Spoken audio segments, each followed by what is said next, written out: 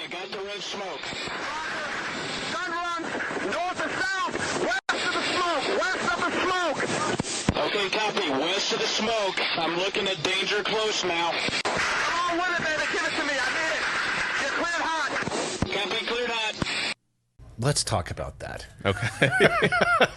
What was going on there? I remember that made the national news. Were you working during that time period? Yeah. I figure you guys might actually have gotten called. Because Believe it or not, SWAT did not get called. So it was... Who did they call? The bomb squad, and the FBI kind of took it over. So since it was an act of terrorism, yeah. Okay. And I think there was some...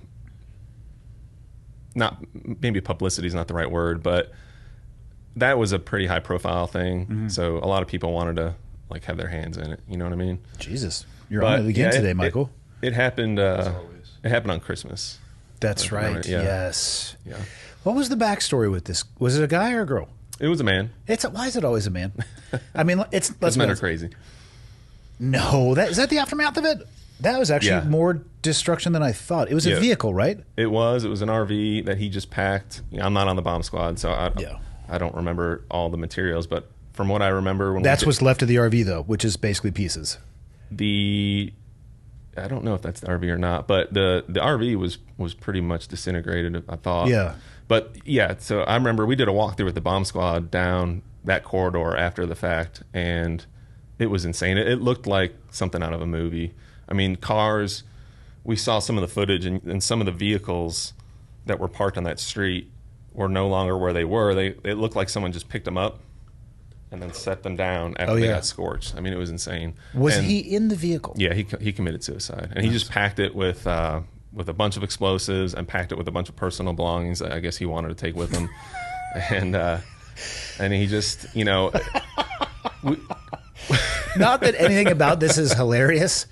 I just am jumping to the thought process of a guy who knows he's going to blow himself up and says, I need a few trinkets. Yeah. In addition to the ammonium nitrate that he had in the car or whatever it was, I also need this box of trinkets. Yeah. Well, we're also dealing with someone who's not all there. You know what I mean?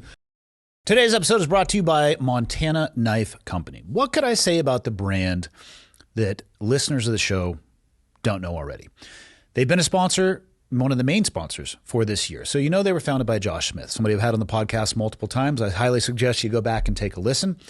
Founded in Montana, they're based down in Frenchtown, getting ready to move into a new building into the western edge of Missoula, bringing jobs back into Montana, growing, expanding, trying to drive manufacturing back to the United States. You know their website, montanaknifecompany.com. What else could I have to possibly say? Well, hunting season's right around the corner. I'm looking at it right now. The Blaze Friday, August 14th through the 17th. Is when they start sending out, or selling, I should say. They'll send them out after you buy. The Blaze Knife Collection, the Blaze Orange Knife Collection. If you're a hunter, if you're in the western states, you know what I'm talking about. Orange season is right around the corner. I have a couple of these knives. They're kind of awesome. Does it satisfy the orange requirement? Absolutely not. But is it a cool addition to your hunting loadout? Yeah, it absolutely is. What I'd say is head over to montanaknifecompany.com and just check out what they have to offer. Like one of the things I see right now is an EDC or everyday carry dump tray. Nothing to do with knives really, even though you could put one on there, but they have a really cool collection of ancillary devices. I'm looking at the orange stuff right now. They have a bunch of them. Thursdays and Saturdays are when they release their knives. Join their mailing list, join their text message club because they sometimes do releases that are not scheduled on those 2 days. And if you are interested in supporting an American manufacturing brand who is trying to do it right, who is trying to grow infrastructure and ecosystem here in the United States, head over to montanaknifecompany.com. My only ask is this. At some point in your checkout process, they're going to ask you how you heard about them. Click my name or the show or both if they both show up. And that's it. That's all I can ask. Back to the show. And, the good thing is it appeared as though he didn't want to kill anybody because he made the announcements. I don't know if you remember that, but no, I didn't. So he had like an automated, it sounded like a creepy voice. You may be able to find some footage of it, but. And then what time of day did he clack it off? It was pretty early in the morning. So he picked a time of day where he picked a day where there wouldn't be a lot of people out to begin with. Okay. And he picked a time of day where there wouldn't be a lot of people out. And then he put these announcements over the loudspeaker, something like there's a bomb or there's going to be an explosion. and you need to evacuate, you need to evacuate. But it wasn't his voice. It was on repeat, and it sounded like something out of The Purge. That was the first thought I had when I heard it. And he kept it going. So, of course, police get called, and police, the patrol officers get there, and they, I think they were taking it serious, but I think in everyone's mind, this might be fake. This might be a hoax. Like, what's going on here? Yeah. But they take it serious. They start evacuating people, and he waited to detonate it until, I guess his perception was that everybody was out of the area, and everybody was. So when the last officer rounds the corner, that officer, I believe, actually did still get impacted by the blast, but he didn't die. Mm-hmm. As soon as he lost line of sight of the last officer, he clacked it off. And that corridor right there, there's so much structure there that it just, quite a bit about explosions. Like, that energy just shot through. It doesn't just dissipate and disappear. No. I have been rocked down hallways from breaching charges that you can't even see, but because it was a 90. Yeah. And the rule is if you can't see it, it can't see you. Well, yeah, it couldn't see me, and I didn't catch any frag, but I got my bell rung. Yeah. Yeah, I felt some of that too. The rules of two, but yeah, if you're staying in the corner or something. I think this is the announcement. Yeah, go ahead.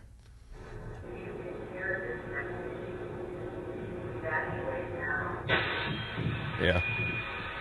Yeah, so a halting message. He played that on repeat. I don't know how long, but for an extended period of time, until it seemed like the perception is it seems like he was trying his best to not kill anybody. His beef was with AT&T, and he was a conspiracy guy thinking, and I still don't understand this conspiracy. I haven't done the research, but he thought 5G was evil. Oh, so. Yes. You already know what I'm thinking, don't you, Michael? I don't know enough to talk about the topic. But. We have a man here in town, 2 first names, which is a warning sign. Okay. I only know this because I'm buddies with a lot of cops, and I described him as the man with a sign and 2 bullhorns. So they're like, stop. Say less. We know who you're talking about. Frequent flyer is the term that they use.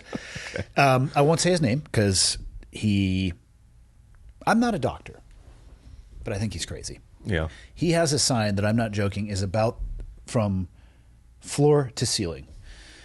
And he always turns it faster. I'm very interested, actually, because I'm curious what this guy's thought process is, but he turns it too quickly to read.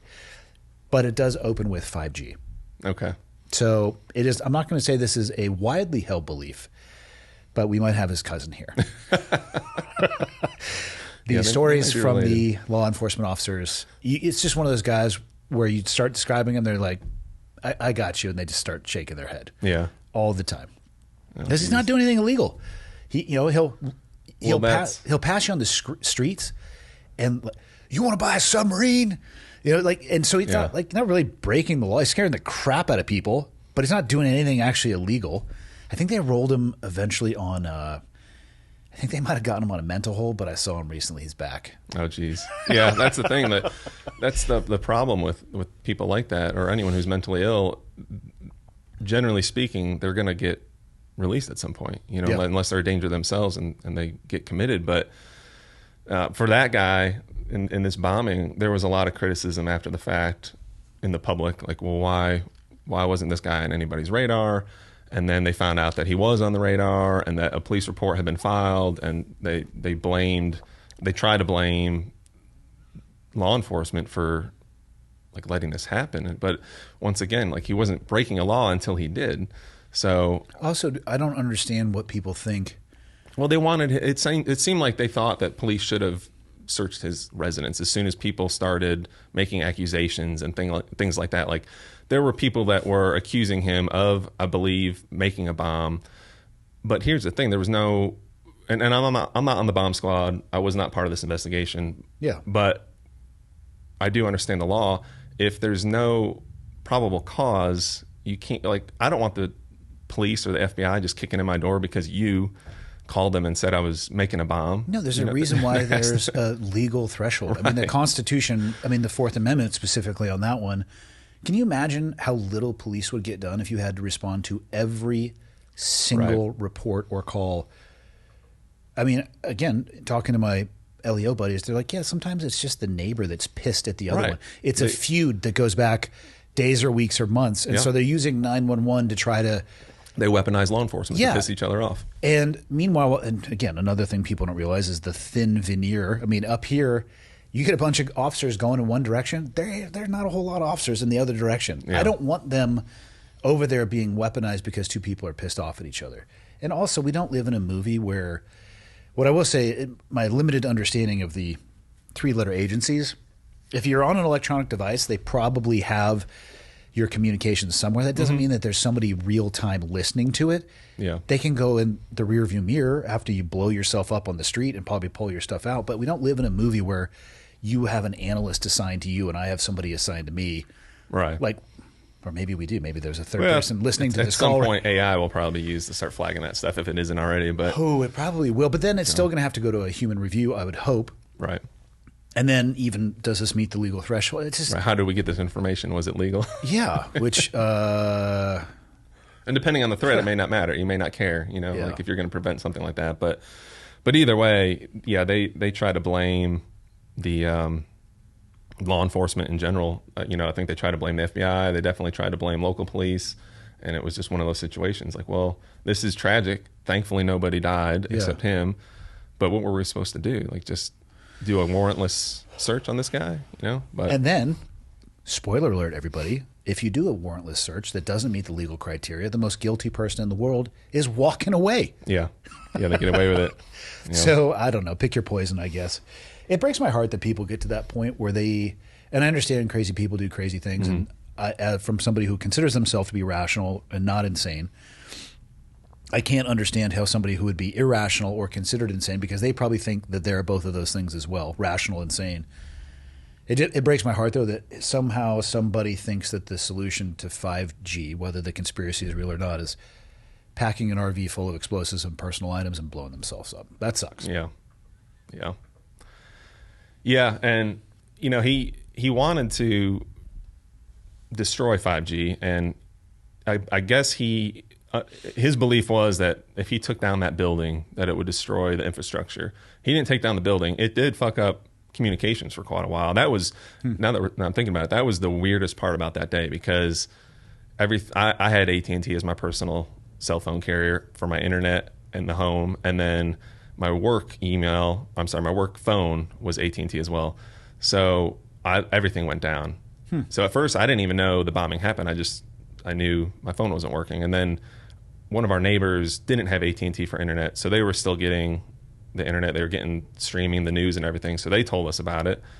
And then it was like, oh shit, like, do I need to go into work? Like, what? I don't know any of the details. I don't understand anything that happened. So, and what was funny in a messed up way, the department, and a lot of departments, it wasn't just my agency, everyone was using the AT&T's FirstNet for their communication, and that was their whole advertisement was, if something bad happens, FirstNet will stay up. So if all other communication goes down, at least law enforcement, first responders will still have cell phone service, and we didn't have cell phone service, at least for a short amount of time. It eventually came back on once they rerouted everything, I guess. But was he from the area?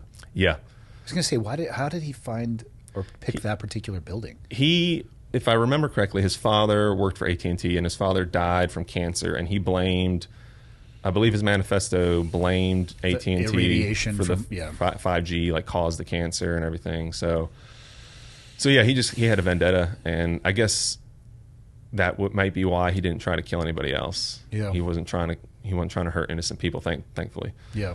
So that video with the reporter, you and I, and even Michael, given his young age, as soon as you see the mask, I just know exactly when that video was. For the rest of our lives, well, assuming we don't live through COVID, whatever, 31 or 28 or... Yes, yeah. As soon as you see that, you're like, oh, I know that time period. Yeah. It's visually distinct. Just got it. Yeah. Yeah, I'm trying to forget that time period for sure. But yeah. I'm sure you guys had fun arresting people in parks for fresh air. Yeah, so that brings up something interesting.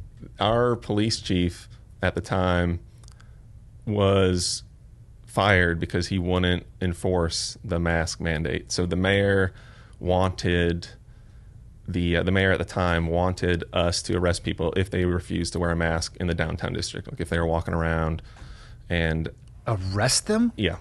What would you book them on? none of it made any sense. And, you know, he used the term arrest. Maybe he meant citation. And then if they refused to sign the citation, it could turn into a custodial arrest. But at the end of the day, nobody on the department wanted to enforce that. It's not legal. Yeah. And our police chief at the time recognized that it wasn't legal and stood up to him and said, no, we're not doing that. And they made him step down. Meanwhile, in California, they're arresting paddleboarders. Right.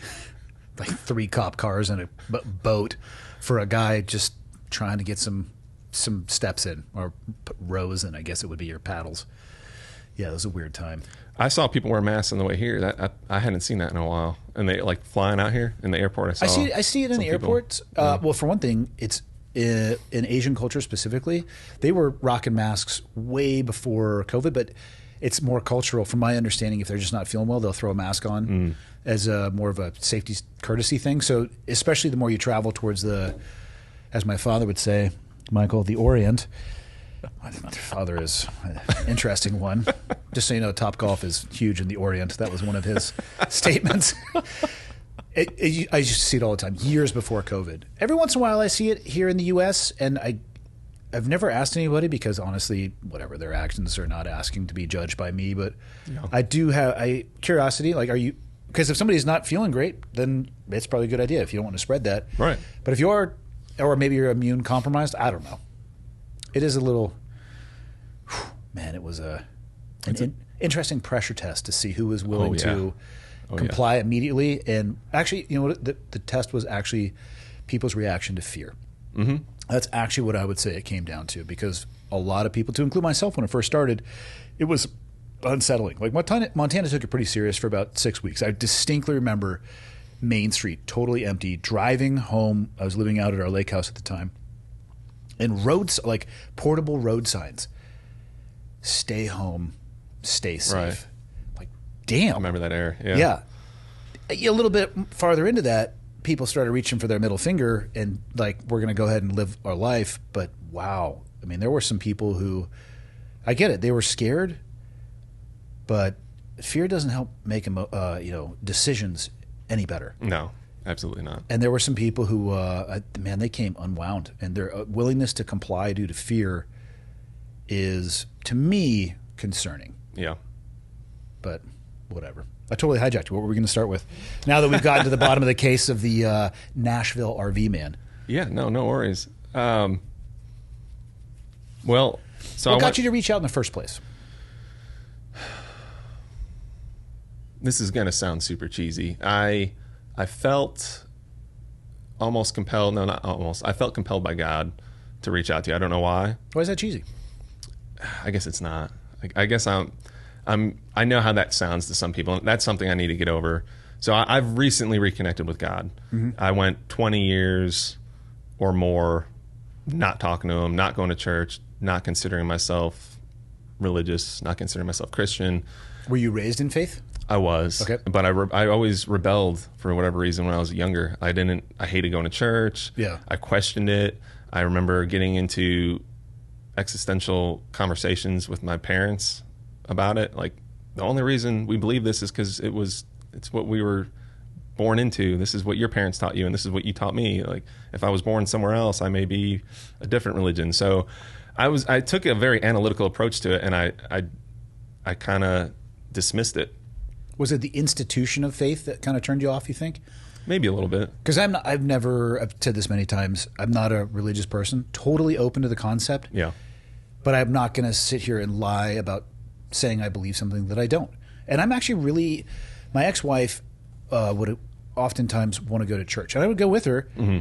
and I would, more than anything, people watch, which might sound bad, but I was people watching from the perspective of seeing how much of an impact it had in their life. And quite frankly, I was envious of the people that could have that level of faith and belief. I just can't say that I have that because I don't. Totally open to it. And I always say, maybe that just means it's not my time, right? Completely open to it. It just hasn't landed with me. But from somebody who, looking at it from the outside, I've met a lot of people who don't like the idea of the institution of faith mm-hmm. because they associate church with religion, and I think you can have one without the other. I don't think the church, going to church, what would be a better way to put this? There's a lot of pieces of shit that go to church. Yes. And, just because you go to church doesn't mean you're a great person or even have a relationship with God. Absolutely not, yeah. And this is, again, from a guy looking from the outside, this is kind of what I've been able to parse. Some of the most faithful religious people that I know has absolutely nothing to do with their church attendance. Yes. No, that's fair. I guess my response, one thing that I've learned is that doesn't matter, at least for me. So I'll give you an analogy based on what you just said. So think of it, like I'll just think of my own profession. You could probably relate to this being in the military. There are people in my profession that are pieces of shit. That doesn't. No. Yeah, right. How could you say this? There are even people that are on SWAT teams. I won't say any on mine. You're but going to get some thin blue line hate. I know. We should also talk about the thick blue line at some point. What's that? Those are the fat cops. I wasn't prepared for that one. That's good. That's a double C. THI double C. Nice. Let's be honest. There's some real fat seals too. Okay. Yeah. As they get older, for whatever reason, it's like the standards don't seem to apply to them, but yet they're still expected to do the job. I never understood that one. Yeah. Well, let's use the analogy of a SEAL team here. So you're on a SEAL team. One of your teammates gets in trouble, does something terrible. Mm-hmm. There was one podcast that I watched where you talked about a guy, like they murdered some people or something. Like the honor man of my butts class is still in jail for murder. He and his wife lured a couple back to their apartment. That's insane. And this portion of the story comes from they eventually they're divorced now. No way. Yeah, shockingly enough, it didn't work out. When it got to the trial, they each had their own version. So in that version somewhere, one of the things, somehow they induced an argument. That was part of what happened. Shot them, drug them into the tub, cut them into pieces. Ben used to work at grocery stores, so he knew the cycle, that how fast they would swap it out. So grocery store dumpsters. It's like an episode of Dexter. Dude, got caught, though. Did you listen to the part how he got caught? Because this is real high-level espionage. I did watch that episode. I don't remember, though, how he got caught. They were breaking into a Hooters in the middle of the night. To steal T-shirts. To steal T-shirts. And in her purse, I mean, I'm sure they deployed an entire detective squad for this one. They had trophies. In her purse were the 2 IDs and a Spyderco knife with human flesh.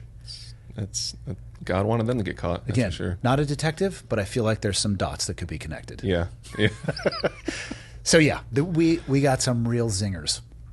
Well, that didn't stop you from pursuing the Navy, like a career in the Navy SEALs. That didn't like taint the mission for you. So when I see pieces of shit at church, okay, well, that's them. They're not genuine.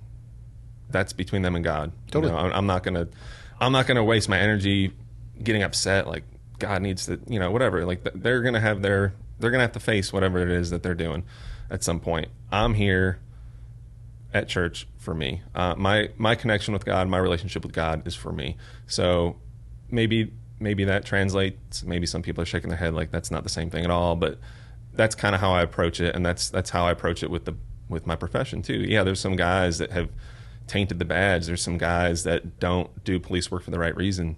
Their heart's not in it, but mine is. That's why I'm in it, and I'm just going to do the best I can. So I would just encourage people to not let bad stories in the institution, whether it's the Catholic Church or any religious institution, don't let those stories prevent you from having your own faith. Yeah, if you don't believe and you don't want to have faith, that's different. But don't just dismiss it because Johnny's a piece of shit.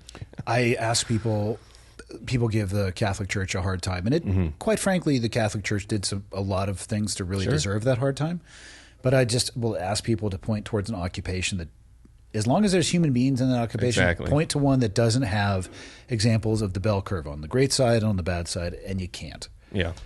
Yeah, it's one thing that's helped me in my life. You're saying you be at church or wherever it may be, and you want to jump in and say something or do something. Mm-hmm. Somebody said to me once years ago, if you want to reduce a lot of your bandwidth and stress, don't want more for people than they want for themselves. That's good. Because you can't you could try to force it. I guess you could force people to comply in a variety of ways. But at the end of the day, if you want more for somebody than they want for themselves, man, your battery's just going to be on empty. Yeah. Yeah, it's going to be exhausting. You're setting yourself up for failure for sure. Yeah. What got you, was there a moment that rekindled that connection for you? Yeah.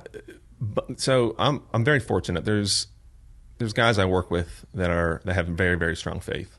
And they started doing Bible studies off duty. Like, hey, Saturdays, we're going to do a 6-month Bible study or 12 months Bible study. And I always had an aversion to it. And I don't know why. We can go into spiritual warfare if you want to, but I believe that's what it was. I believe the devil was trying to keep me from rekindling that relationship. So anytime, and one of them's my best friend, he's one of the lead medics for my company now. He kept coming up to me, and I think he knew that I was struggling, because at that time no one knew that I had depression. Nobody knew that I was struggling with PTSD or anything like that, but they knew something was wrong. So he kept coming up to me asking me, man, I think you'd get a lot out of this. And I kept saying no. And finally I said, okay, I'll come to some of the meetings. And it didn't take a lot of time. It was just like, I think you ended up having to read like 1 chapter a day or something like that. And then we would meet at the end of the week and we would talk about it and dissect it.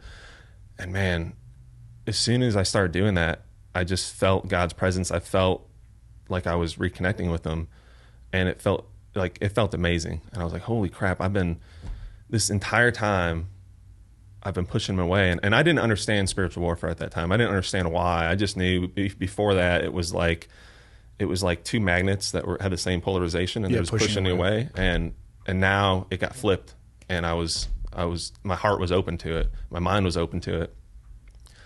And I was really getting into it. So then I'm encouraging my wife to start rekindling hers, and she's starting to get into it. So now we start taking our kids to church. So this is the first time I've gone to church with my kids. First time they've ever been to church.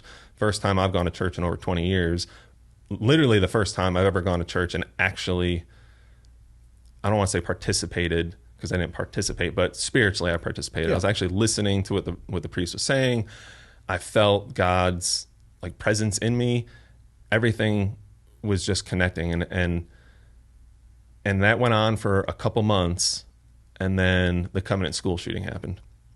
And I don't know why, because I didn't blame God, but for some reason that just destroyed it. Reflipped that magnet is what it did. I suddenly had that aversion again. I was going to ask you at some point, and I've said this many times on the show, I am not aware of anyone who's ever called 911 to report something awesome. Yeah. The birthday party is going great. Right. Yeah. It's hey, Grandpa just fell over with a heart attack at the birthday party. Uncle Bob is shit-faced, and my dad's beating the crap out of him. Please send somebody over here. We got into a beef with our neighbors, a car wreck, or like you said, a school shooting. Point being, you're responding to people. It's not the best expression of them. They're probably way better people in almost every other circumstance and experience, but your occupation, by design and doctrine, interfaces with people in those moments. Oh yeah. So you're seeing the darkest side of humanity. Yeah. It would be, and one thing that I've noticed, and I was about to say I've noticed in the friend group that I have, that it gives them a jaded sense of humanity, which I think to a degree is true, because it's like a bag of tea. The longer you put it in water, the darker it gets, and the darker it gets. And if you're only seeing that, it can give you a jaded sense of humanity, but I don't think that's fair to them. I will say it generally darkens their humor and gives them a little bit more of a gallows sense of humor, but I think that's more of a stress release mechanism. Yeah, it absolutely is. Self-defense mechanism. Yeah, but if you are a faithful person and that is your job, jumping in, cannonballing into that pool, and you don't get to pick the calls. You're not like, hey, today let's go for a cat in a tree, which of course would be a firefighter call, but those poor bastards. How could it not constantly put you in a place where you're asking yourself, if there is a God, how did fill in the blank just happen? Or why is this the 5th time I'm seeing this week? Why is this the 3rd time I'm seeing this on this shift? How would it? I don't see how it couldn't be that way. Yeah, and to me, that's that spiritual warfare stuff again that I'm talking What do you mean about. by spiritual warfare when you say that? The devil is trying to destroy us, right? The best way I can describe it is, and actually I wrote some notes down before I came in here just because I get scatterbrained and I wanted to make sure I didn't mess anything up. But the Bible teaches us that the struggles that we face they're not human struggles, they're spiritual ones. And all that the devil cares about is destroying us through temptation, deceiving us. He wants to separate us from God. Okay, so spiritual warfare it's occurring behind the scenes. It's not necessarily something that you can see. A good movie to demonstrate, well, like what I'm trying to explain, would be Constantine. Yes. It's a good movie. I like that movie. And I realize this is a fictional movie, but I do believe that stuff happens. The stuff of, like, remember when there's like angels and demons whispering in people's ears? They're influencing. They're doing things. And so for people who haven't seen Constantine, A, spectacular movie. Yeah. B, I believe they're in talks to potentially continue that. One of the key premise, though, because John Constantine, let me see here, he had killed himself, which means he doesn't get to go to heaven, regardless of how much good he is able to do. So he's basically an exorcist-ish. I mean, that's one of the opening scenes. Sorry, spoiler alert, but this movie's been out for like 30 years, so that's on you who haven't watched. Have you seen Constantine, Michael? I was just about to look over, and I haven't seen it. Yeah. He gets 2 out of 10, maybe. This is when I realize how old I am. He hasn't seen the Boondock Saints. Oh my! I had that conversation with someone the other day. And We had a 5-minute conversation about this yesterday with and then we're just like, what? I'm like, a guy gets killed with a toilet. It's a great movie. You need to go watch it. Constantine, you have to put this on your list too. One of the premise is this, because Constantine is able to see angels and demons, for lack of a better term. One of the rules is, though, they can't directly get involved. Correct. Is they can only influence, and that's the whispers in the ear. And that's the spiritual warfare. Yeah, okay. That's what I'm referring to when I say it. But yeah, the devil is doing whatever he can to separate you from God, and nobody is immune to it, right? So one example that you brought up would be the bad stories you hear in the Catholic Church, right? Well, why does that happen? How does God let that happen? Well, God doesn't let that happen. God gave us free will, and the devil was able to infiltrate those people's lives and convince them to do bad things, and then use those events as a way to get other people to lose their faith with God. Like, well, look at this. This is bullshit. I don't trust the church. God wouldn't let that happen, you know? So now I don't believe in God. Or maybe it's not that quick of a transition, but it starts to instill doubt in your head. It's the same thing as the government. There are so many stories. People will broadly say the government is evil or broken. I think there are some very trustworthy people that work for the government. So there are also some very untrustworthy people. So it's not that I don't distrust the government. I have a deep amount of distrust, and same for intelligence agencies or whatever it may be, the military as well. I have an inherent amount of distrust for the people that don't deserve it, but I do my best to maintain faith in the organization in and of itself. Yeah, that makes sense. Okay. The Covenant School shooting. So Break down. I mean, I would love to say I know the exact details of that, because it happens so infrequently that the details can get confused. And I'm not saying it happens all the time, but it has happened enough that honestly, every time I hear about one, I have to kind of go dive in to figure out the exact details. Yeah, no, that's fair.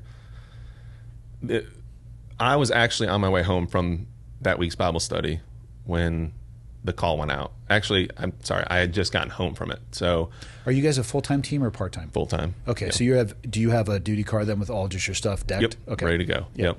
And there was so our team has, like, when I say the team, I mean everybody, but within the team there are smaller subsets of the team, you know. So some of the guys were on duty that day. My team had the day off. That was our day off that week. So, and another weird thing, on the drive home, not that I did this while driving, but I bought something on Amazon, and the thought came to my head, because this is like at the highest moment of my connection with God. Like, I came out of that Bible study like feeling really good, like feeling a strong love for God and feeling His love, and for whatever reason, I thought to myself, I need to order a necklace, the Jerusalem cross, because I had that. I went to a Catholic high school, and that was a very symbolic necklace that they gave to seniors, and I wore that for years, and then I guess I eventually lost it, and then I stopped wearing anything, and then anyway, I decided I want to buy that. So I get on Amazon, I order one, and I get home and I tell my wife about it, and she's excited too because she went to a Catholic school and they had a similar necklace. And then I look at my phone, it vibrates, and that's when I saw the call. So how does that info get passed to you guys? Is it a call or is it a text? You guys rocking the old pager? I'm old enough to have. I remember having a pager. I had a pager when I was on the East Coast as well, and it was not cutting edge technology. No.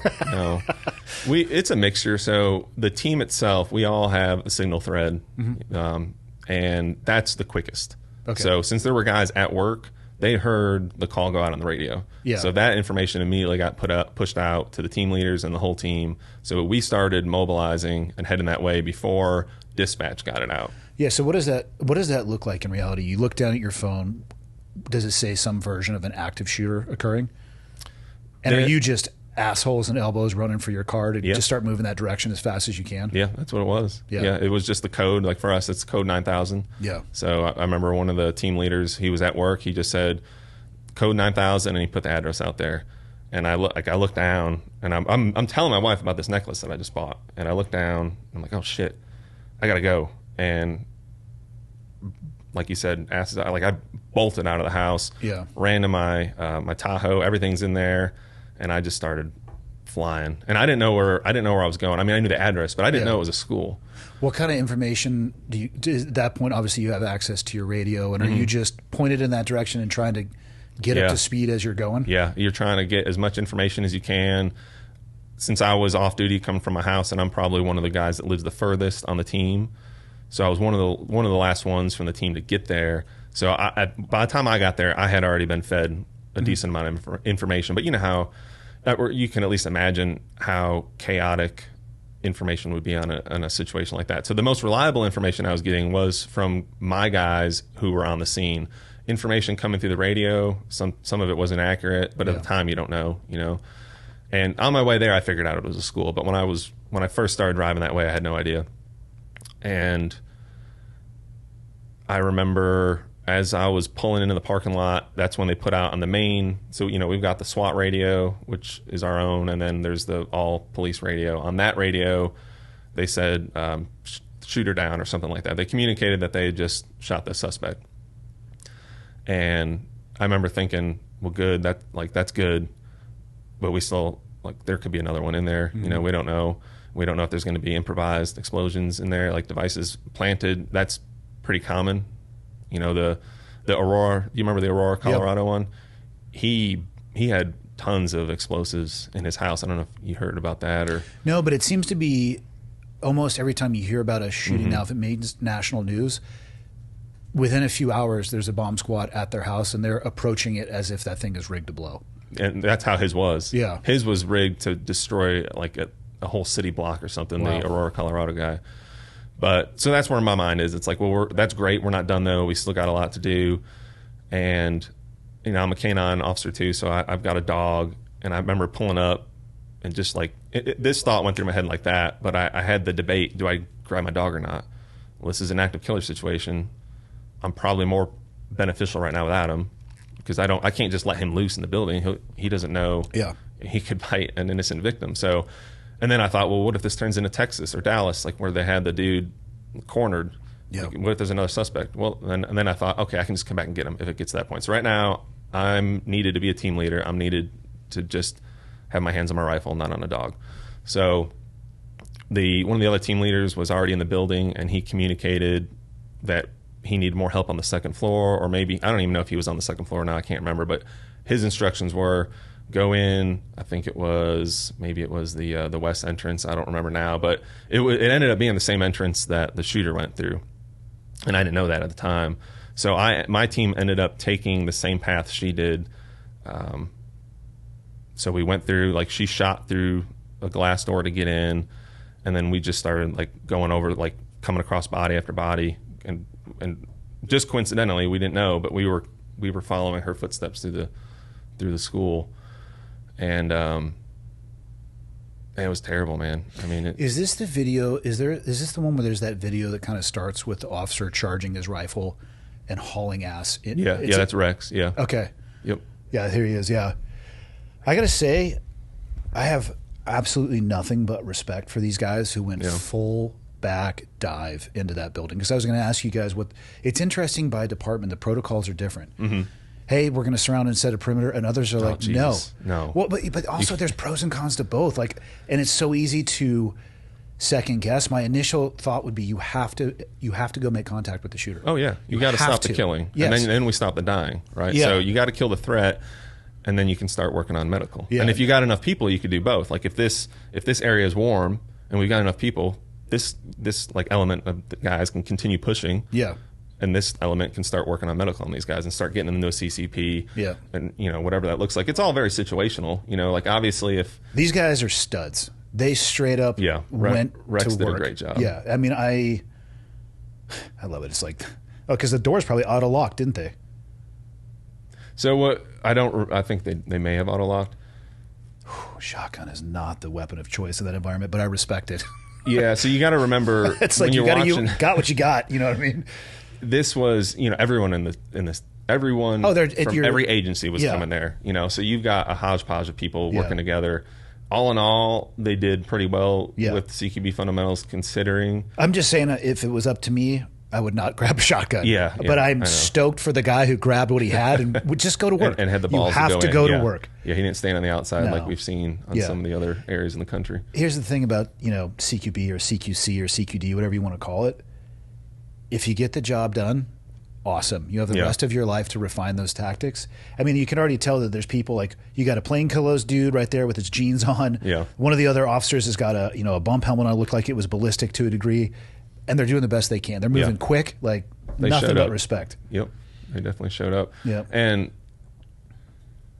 I believe God put Rex there for a reason. Is he a patrol officer? He was at the time. Well, actually, I don't remember if he was still in patrol or if he was in some kind of specialized unit. I know he wasn't assigned to that precinct. If I remember correctly, Rex was in the area for another task, and then he ended up being very, very close. And he's since made the SWAT team. He's on our SWAT team now. He didn't get any free passes for this. I was going to say, he still earned it. When he came in to apply, did he just hit play? He's like, no, if you guys have any questions, go ahead. Oh, yeah. I didn't know him. Maybe some other guys did, but I gave him a clean slate, obviously. Yeah. But I half expected that. Like, I was like, I wonder how he's going to handle this. And he is the most humble guy ever. Like, he didn't bring it up. If you watch, I don't think he's done any interviews. Maybe he's done a few. He shies from the spotlight. He doesn't want like notoriety from that. He doesn't want fame. I mean, he's manipulating his safety. He's like watching his muzzle control. And see right there. Yeah. So that's God acting again. Yeah.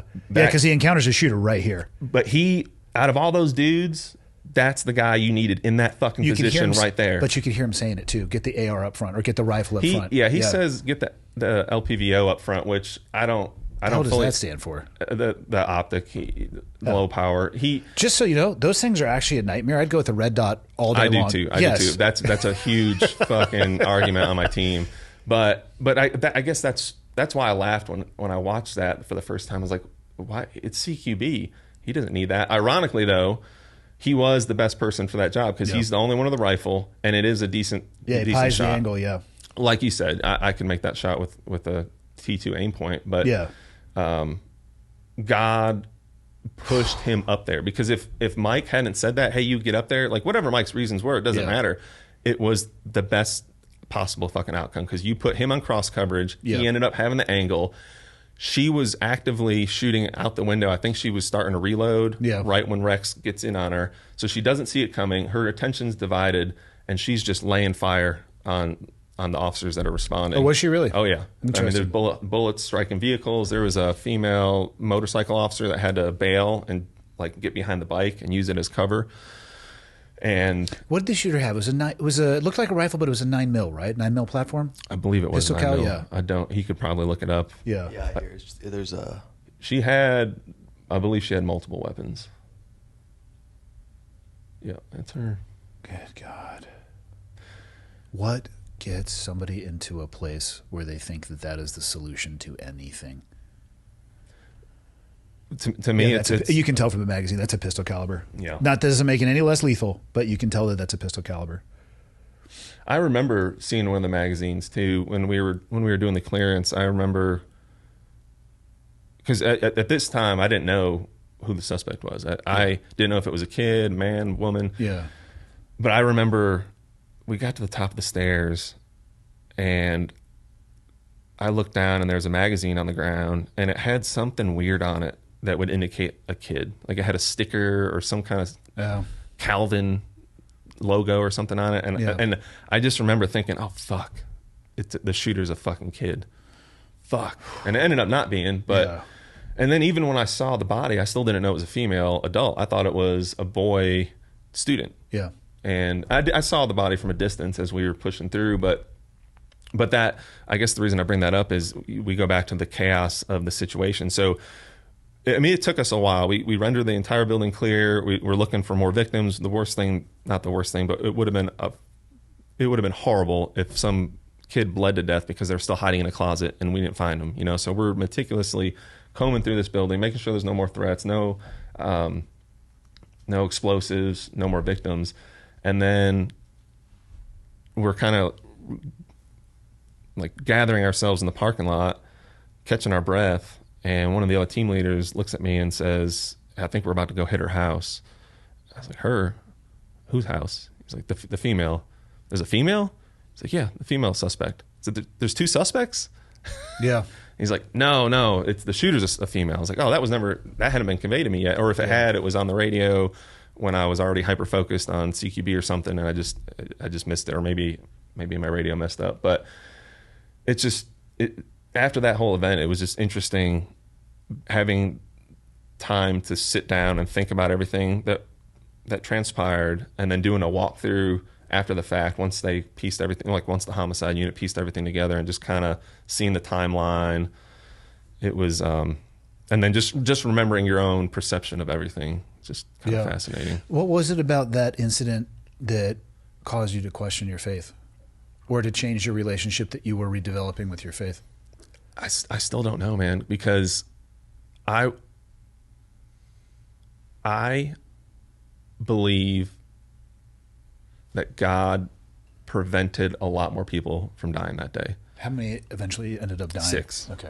Yeah, 3 children, 3 adults.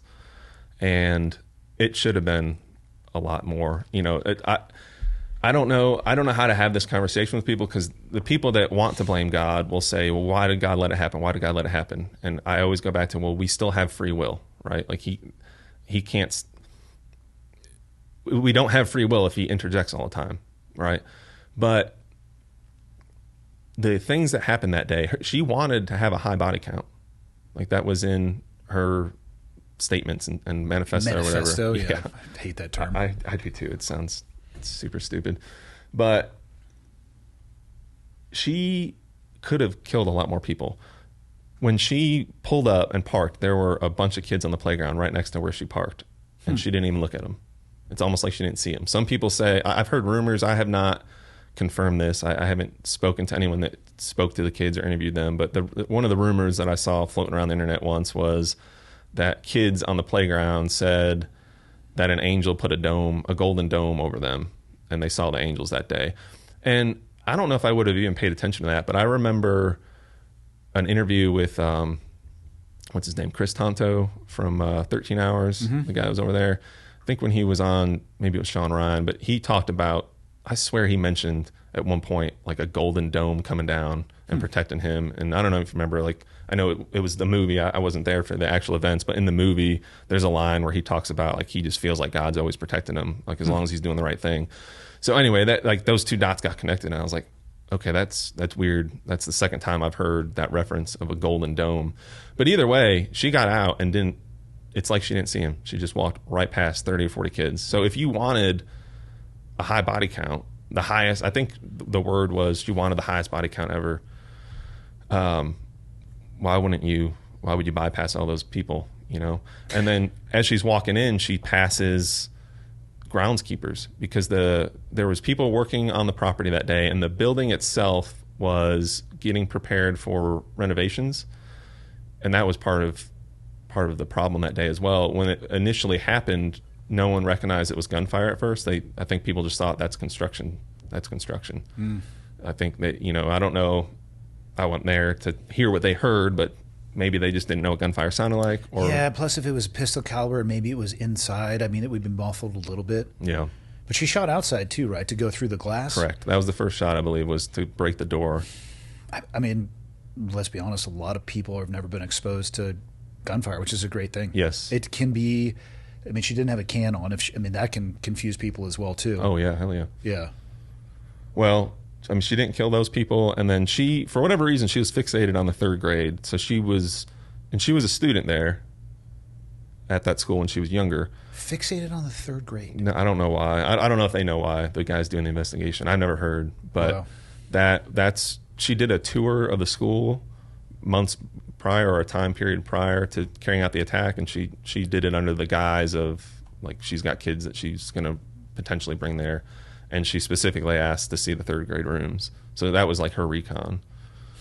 So she knew exactly where she wanted to go, and that's exactly where she went. She went straight for the third grade, but the fire alarm went off. And this is God intervening again. The fire alarm went off, and people started to evacuate the building because of the fire alarm. And what ended up happening is, now, as she's going up the stairs, she comes face to face with this procession of third grade coming down the stairs, and that's when she starts opening fire on them. And 3 students died. And I'm not minimizing that. I hope no one takes anything I'm saying that way. But what would it have been if she walked up to that classroom and no warning, she would have walked into that classroom and killed every fucking person in that classroom? Yeah. The only reason that she wasn't able to do that was the fire alarm went off, and the fire alarm shouldn't have gone off. They said the smoke from her rifle should not have triggered the fire alarm. Yeah, it shouldn't. I specifically remember the homicide lieutenant, when he did our walkthrough, mentioning that, and even he seemed perplexed. He's like, we don't know why. Like, we don't understand why that went off. And I thought, well, I think I know why. I think that was God. I think God was stepping in and trying his best, or maybe it was an angel, but it was divine intervention. That's the only way I can explain it. And same with the kids outside. There was, as she trotted through the building looking for more victims, there were more adult staff that she could have killed that she didn't see. I remember there was one person in one office who had nowhere to go, and they just crouched down, and they said it was like she didn't see him. She didn't. I mean, why wouldn't she have shot him? So I don't know, man. It's weird, but I say all that to say I didn't blame God. All I know is after that event, I had that magnetic aversion Resistance again. again, yeah. I had no interest. I wanted instantly, leaving that scene. I probably did, but I didn't notice it until a situation presented itself. So I think it was probably the next Bible study or something. Bart is he's the lead medic for my company. He's the one that was leading the Bible study. It probably was like, hey, are you going to come to the next meeting? And I was just like, no, man, I'm not. And over a long period of time, and remind me to come back to this, I think a lot of that event created a self, maybe like a survival mechanism in my brain to start shutting certain things out. And I think that may have had something to do with it. But I remember guys noticing I was struggling and reaching out, some of the real spiritual dudes. And one dude on the team, he's a former Ranger, and I'm not saying anything he wouldn't say. He'll tell you that before he found God, he did things he wasn't proud of. He's like, I wasn't the best man. And he pulled me aside one day. We were on a long operation, or it was just like a security operation. So we were just sitting in the car for hours, and we just talked all night. And he he told me a lot of stuff that I probably needed to hear, but I just kept like resisting it. Like every time he said something, I was just like, yeah, okay, whatever. And he said, hey, can I send you something? Can I send you, I forget what he called it, like his testimony, or he had something saved that he wanted to share with me that was very powerful to him. And I guess it was at that time when he made a change in his life. And I was like, yeah, man, sure, go ahead, send it to me. And he did, and I never read it. Dudes would send me stuff. They'd send me links. They would send me videos like, man, I think you need to watch this. I think like this will help you. And I'd say thanks, and I would just never open them. Did you know you were struggling? Not at that time, no. Not with PTSD, not with I knew I was depressed, but I had no fucking idea the ramifications that were coming. Did you identify it as depression in the time, or did you just think you felt off? I identified it as depression, but what I didn't realize, I'll go back to that building, that wall, or whatever, however I described it. The body does not want to experience these things, right? And it doesn't want to think about it, doesn't want to process it. So it will try to block it out, right? So what I ended up doing was not dealing with what I saw that day. Sometimes I would have flashbacks. I know you had I think it was with Robert Stark, you were talking about flashbacks, and I can tell you I can give you some insight on those too. But I've never had one, and so I remember you saying that. Yeah, well, and unfortunately, most people's touch point with these things are what you see on a screen, and that you have to remember that's probably more based in entertainment than it is. Yeah, how do you visually depict that in a movie? You know, and so all I can be is honest about the fact I haven't experienced that. Yeah. Do I spend a lot of time thinking about my past? Sure. Is that a flashback? I don't think so. Right. I've never felt like I've been teleported or transfixed. I haven't in some either. Other area. Robert's experience was different than mine. For me, whenever I have a flashback, it's very quick. It's like that. But when it happens, it's like whatever I'm seeing. For the Covenant at least, it's almost like augmented over what I'm looking at. So you can physically see it. Yeah. Wow. The first time it happened was we were doing training, and we were doing training in a school. And my team, we were pushing up the stairs, and as I was pushing up the stairs, I guess the stairs resembled the stairs in the Covenant school, and just like that, I saw the blood, and there was, I don't know how much I want to share. It was terrible, and I just saw all that stuff as I'm clearing the stairs, and then How long did it last? That one. It kept coming.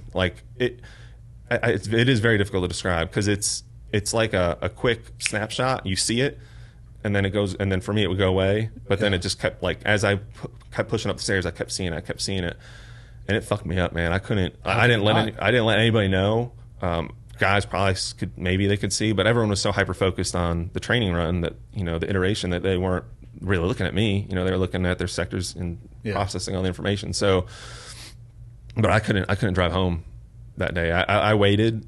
Everyone else went home, and I called my wife, and I just started crying. I was like, I can't drive right now. And then it started fucking pouring. And the training location was pretty far from my house. So with the rain, it was going to be like an hour and a half drive. I was like, honey, I can't drive right now. How did you explain to her the why? I just told her. I was like, and it was difficult, and it didn't immediately come out. I had a hard time talking. I was trying not to let her know I was crying, but it was obvious. And then, some guys don't cry. Whenever I cry, I try to fight it, even though I tell myself it's okay. It needs to get out. It's just this, whether it's societal, it's ingrained in me, and I don't feel comfortable crying in front of people. So whenever it starts to happen, you try to, at least I do, I try to fight it, but that just makes it worse, So now I'm struggling on the phone trying to explain to her what I just saw, and what was her response? It was supportive. It was well, just I'm here, talk to me, don't drive, just let's let this pass, and eventually.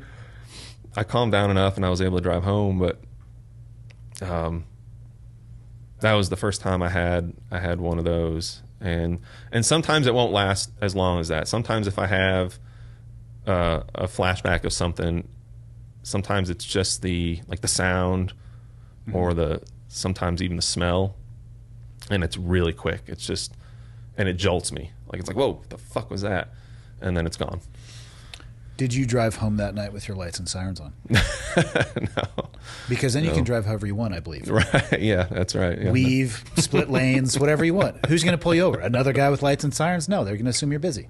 Oh, so that, not to go down a rabbit hole or Dude, tangent. have you seen the videos of like sheriffs pulling over PD and then they get in arguments and they're both in cars? That's the story I've got. It didn't get to that point because I didn't pull over, but I live a county away from the jurisdiction that I work in, and it can be a long drive on the interstate to get, depending on like where the call is. Yeah. Like if it's on the opposite end of my jurisdiction from the county that I live in that borders it, it's a long drive. So I obviously I take the interstate, and the Tennessee Highway Patrol one day tried to pull me over because it's in. I don't drive a marked unit. I drive a unmarked Tahoe. And I didn't notice at first. I didn't even see him because I got the canine cage in the back. So isn't your plate associated with the car though? No, I guess not. It doesn't say government on it. It's just but if they run it, what's it going to come back to? It won't come back. It won't say anything about police, but I believe the address is where the motor pool is for our Which department. they may not know though. Okay, they may not. So I'm trying to give them credit. To be fair, it may look suspicious at first, but there's ways around that. Like have your dispatch call another dispatch. Like if you, I don't know. Yeah. All I know is this dude is trying to pull me over. So he lights you up. He lights me up, but I don't see it at first because I got the canine cage. I got so much equipment in my car. I can't see through the rearview mirror. I just and I don't look behind me when I'm driving, an emergency. Yeah, like I'm looking forward. So eventually, I look to the side or whatever, and I see he's behind me, and I'm like, is he trying to pull me over? I don't know. Maybe he's going somewhere too. Like it's weird. Yeah. Of course he's trying to pull me over, but I guess I just stopped. Did you have your lights on it? Oh yeah. And that's the thing. I had my lights and sirens on the whole way. It'd be different if I blew by a cop and then I turned them on. That might look suspicious, right? But he should have seen me coming from, because that stretch of the interstate, it was straight for a long while. How long did he chase you? I don't want to say he chased me. He was chasing you. He followed me into my jurisdiction, and he's a trooper, so he has jurisdiction everywhere. Yeah. But he followed me into my jurisdiction off the interstate, and then I kept going because I'm going to a fucking SWAT call. I don't have. Yeah. To me, this wasn't, for anyone that's listening, like this wasn't like my dick's bigger than yours. Like I would have pulled over and explained to him if I had time, but no, you're going to work. It's an emergency. I got to fucking get there. So as soon as I get to the scene, he eventually pulled off once we started getting into traffic. As soon as I got to the scene, I went to my lieutenant and I'm like, look, I don't know if I'm going to get in trouble. I don't know if he's going to call and complain. A trooper tried to fucking pull me over on the way here. I didn't stop. He's like, you don't have to stop. I was like, I know. I'm just letting you know if this comes down the pipe, like if I get in trouble, it is what it is. But I wasn't breaking any rules or policies. I just didn't stop for this guy. And I want to talk to that man. Maybe he'll reach out to you after Just this. walk me through it. Give me some headspace insight as to what's going on. There's some great YouTube videos of cops pulling over other cops, and they're almost going to blows while both in uniform. Yeah. Like, guys, your occupation has a rough enough optic socially. This is helping nobody. Oh, I know. Yeah, well, yeah. Bad situations always. Yeah, there's plenty of material out there to ruin the optics for police work for sure. Yeah, well, it's because nobody ever shows the successes. Really, that's the most boring body cam footage ever. Is when you guys, which is 99.9999999% of the time. Yeah, and then there's doing your job incredibly well. There's the algorithm too. So not only is that not sensational, there are some feel good videos out there, but obviously people are going to be attracted to the stuff that they hate, attracted to the stuff that's sensational. So their algorithm's always going to bring that stuff to the forefront, you know? Let's be honest. The cop going through an entire mag on his own cop car because he got ambushed by an acorn. You're welcome, Florida. Is pretty compelling in comparison to a traffic stop where everybody's just being super polite. It's like, you know what? I'm going to exercise discretion today. Just, slow it down. Yeah. One's going to get more views than the other. the other thing too is it's hard. You know, you said successful stories, I think is how you phrased it. It's also difficult to gauge success sometimes because there's no way to know unless we have an opportunity to do it one way and then take a time machine back and do it another way. Sometimes it's very difficult to to really gauge how successful were we, and that's a big thing. Like with all administrations, like especially with funding and stuff. Like, do we really need more people on the SWAT team? Does SWAT really need this? Does traffic need this? Whatever unit it is, but it's hard to know the effect that we're having sometimes because, like, let's say you're the type of person that doesn't think that police should use dogs, right? And my team uses dogs. Who knows how many shootings we've prevented because we had the dog there. Yeah, you can't tally but it. we don't know, you know? So it's hard to like, when you have a debate with somebody, it's hard to give them data sometimes, you know? Like, well, we didn't shoot X number of people this year because of the dog, but you can't, there's no way to quantify that or explain that to somebody. You can't put that in an Excel spreadsheet. Yeah. How did you, I'm assuming it was you that made the decision where you were going to go seek help. What got you to that point where you recognized in yourself, like, this is just untenable? Yeah.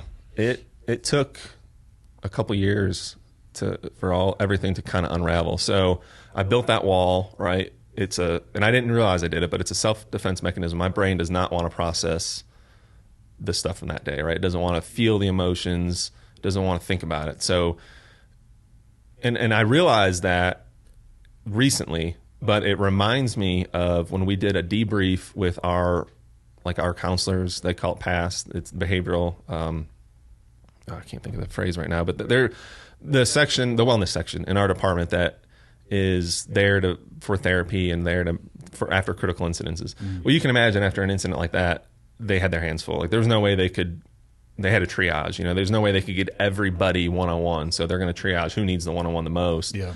So for us, they just did a group debrief. So they had the whole team come in and they kind of checked in on us. They told us what, you know, they talked about things that we could expect to maybe experience. And I remember one of the guys raising his hand and saying, I don't feel joy anymore. And it's not because of this specific incident, because this was too fresh, like, for him to have had that realization. Yeah. But this also isn't the first traumatic experience he's had, you know? So he had been struggling for, I guess, at least some amount of time before the Covenant shooting, and now he's using this as an opportunity to get it out there. And he's like, I don't experience joy anymore. I don't feel joy in any part of my life, and I don't understand why. And the counselor said, well, and she explained what I just tried to explain, that it's a self-defense mechanism. So in order to prevent you from experiencing all that terrible shit, it numbs it. But the side effect can be that it numbs everything, and now you don't feel joy at all. It'll completely block out all emotions. It can. Yeah, really emotionally flatlined. Yes, and that's ultimately what happened to me. So I start drinking. Is really that's what got me to the point where I realized I needed to go get help, or it started me down that path. And I realized when I was at the rehab center that I wasn't just drinking alcohol to numb things, because I was already kind of numb. You know, I had that self-defense mechanism already, but it was to allow me to feel other things. And when I say I did have an alcohol problem, I did not consider myself an alcoholic before I went to the PTSD rehab. But coming out of it, I realized I guess I was. You know, it wasn't affecting my day-to-day. You know, I was still responsible, still showing up to work. I obviously never drank at work. It wasn't to that point yet. But I realize now that I just hadn't gotten to that point yet. You know, What was your drink of choice? Everything. Honestly, it was fucking everything. I didn't care. Beer. If my wife wanted to drink seltzers, I'll admit it. I drank seltzers with her. Wine, whiskey. Michael, we'll cut that part out just to help him. But my point is, make a note of that. We're going to help you out there. Trulies. My point is, I didn't give a shit. I just wanted the alcohol. That's all it was. Yeah. I didn't care, man. The delivery mechanism didn't matter. Did not give a shit. And I realized that was the only way I could experience joy. and it's fucked up when you think about it. But the therapist like kind of broke it down for me. Is it fucked up, or is it a natural side effect of the job that you have? It definitely is. That's the realization. I've been out now for 13 years. No, not 13 years. I got out the last day of June 2013.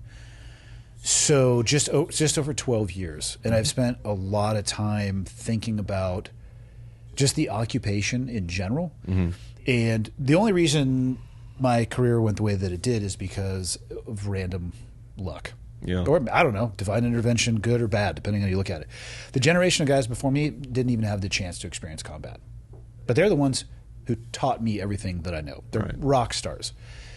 But I don't think their incidents of post-traumatic stress or combat-related or just grotesque trauma-related issues was probably what it was, because they were fortunate enough not to experience those things. Yeah.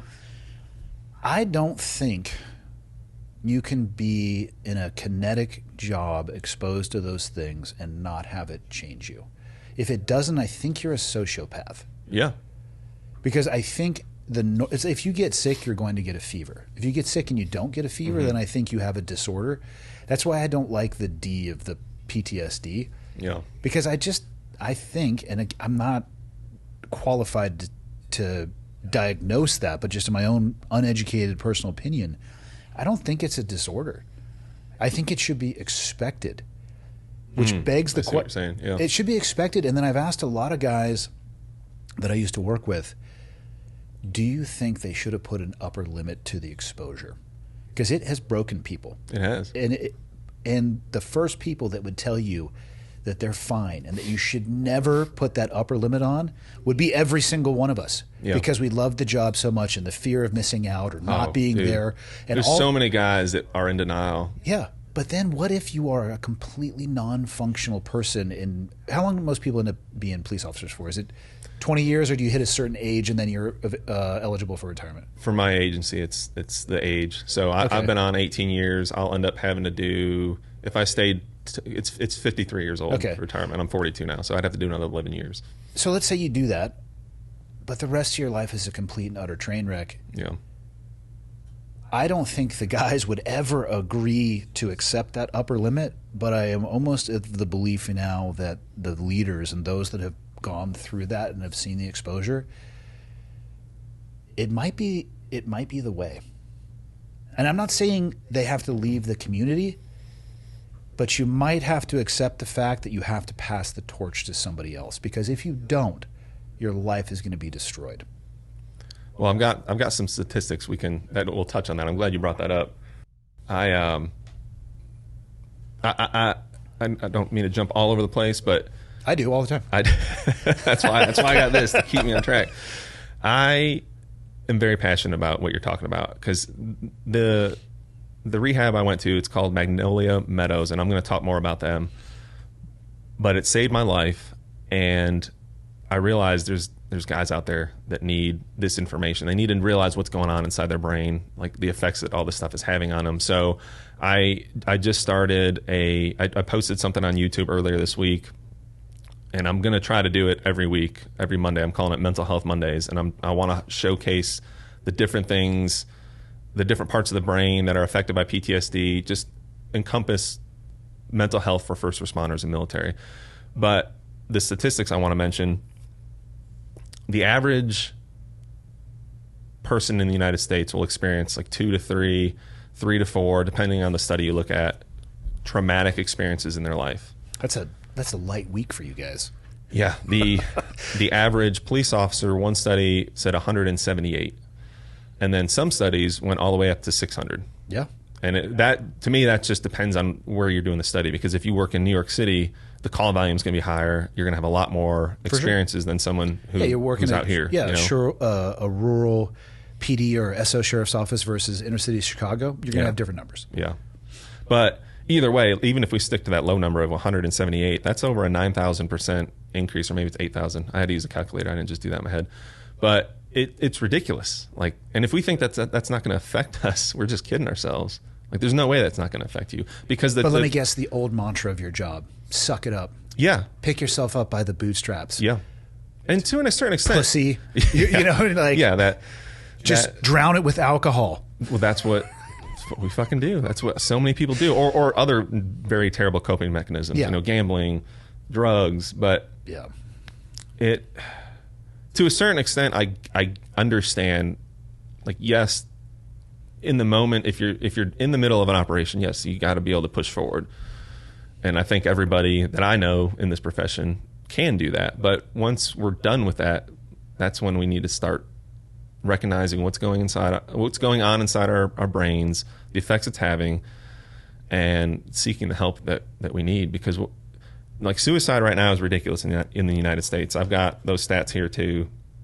The in 2023, 135 people killed themselves per day, for a total of 49,316. That's all the entire population of the United States. Veterans, that goes, I've seen different studies, but I've seen numbers that range from 17 to 22 a day. Yeah, right? To be honest with you, they don't have a great number. They probably don't. The 22 a day, if you look at how that number was come across, it didn't even encompass all 50 states. It was flawed data.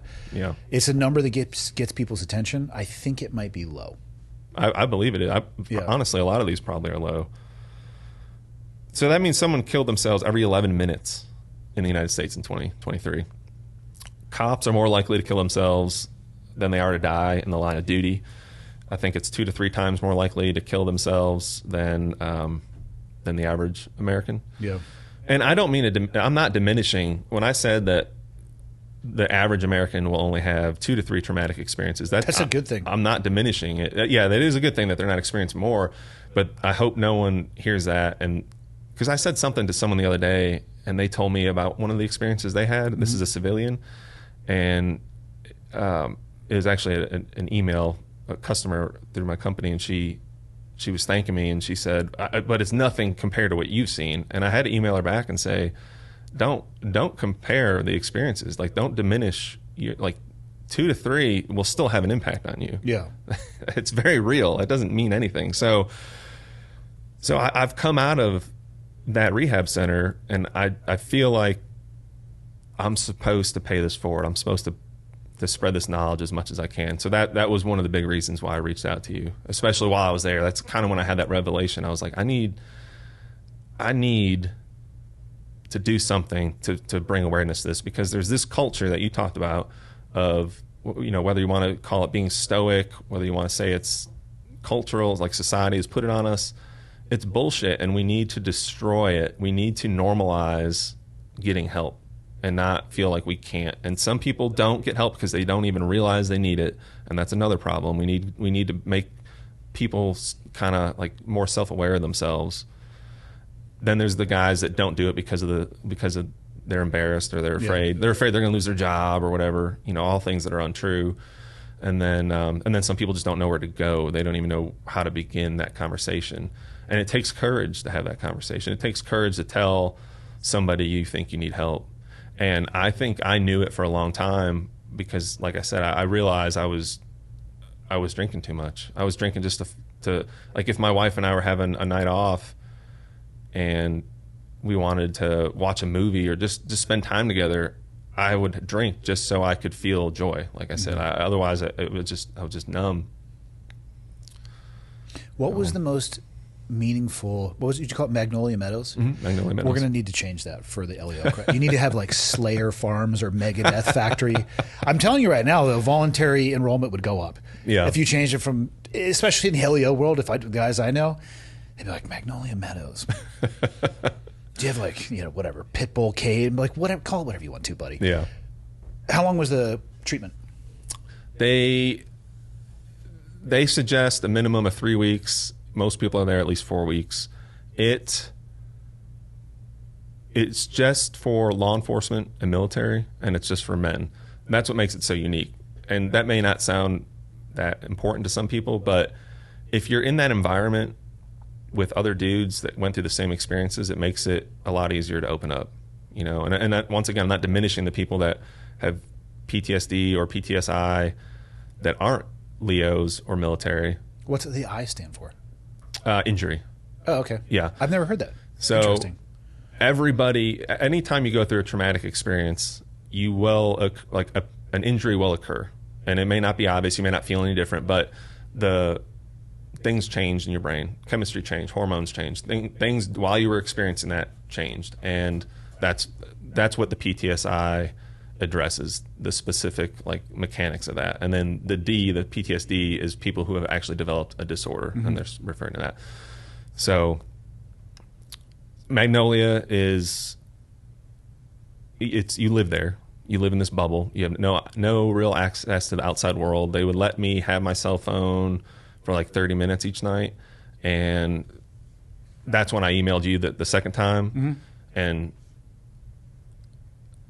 I don't know how to say it other than it just felt like God was telling me, just reach out to him. And I remember thinking either he's going to say no, or he's not going to respond, or he's going to, whatever. I got nothing to lose. So I'm just going to send it.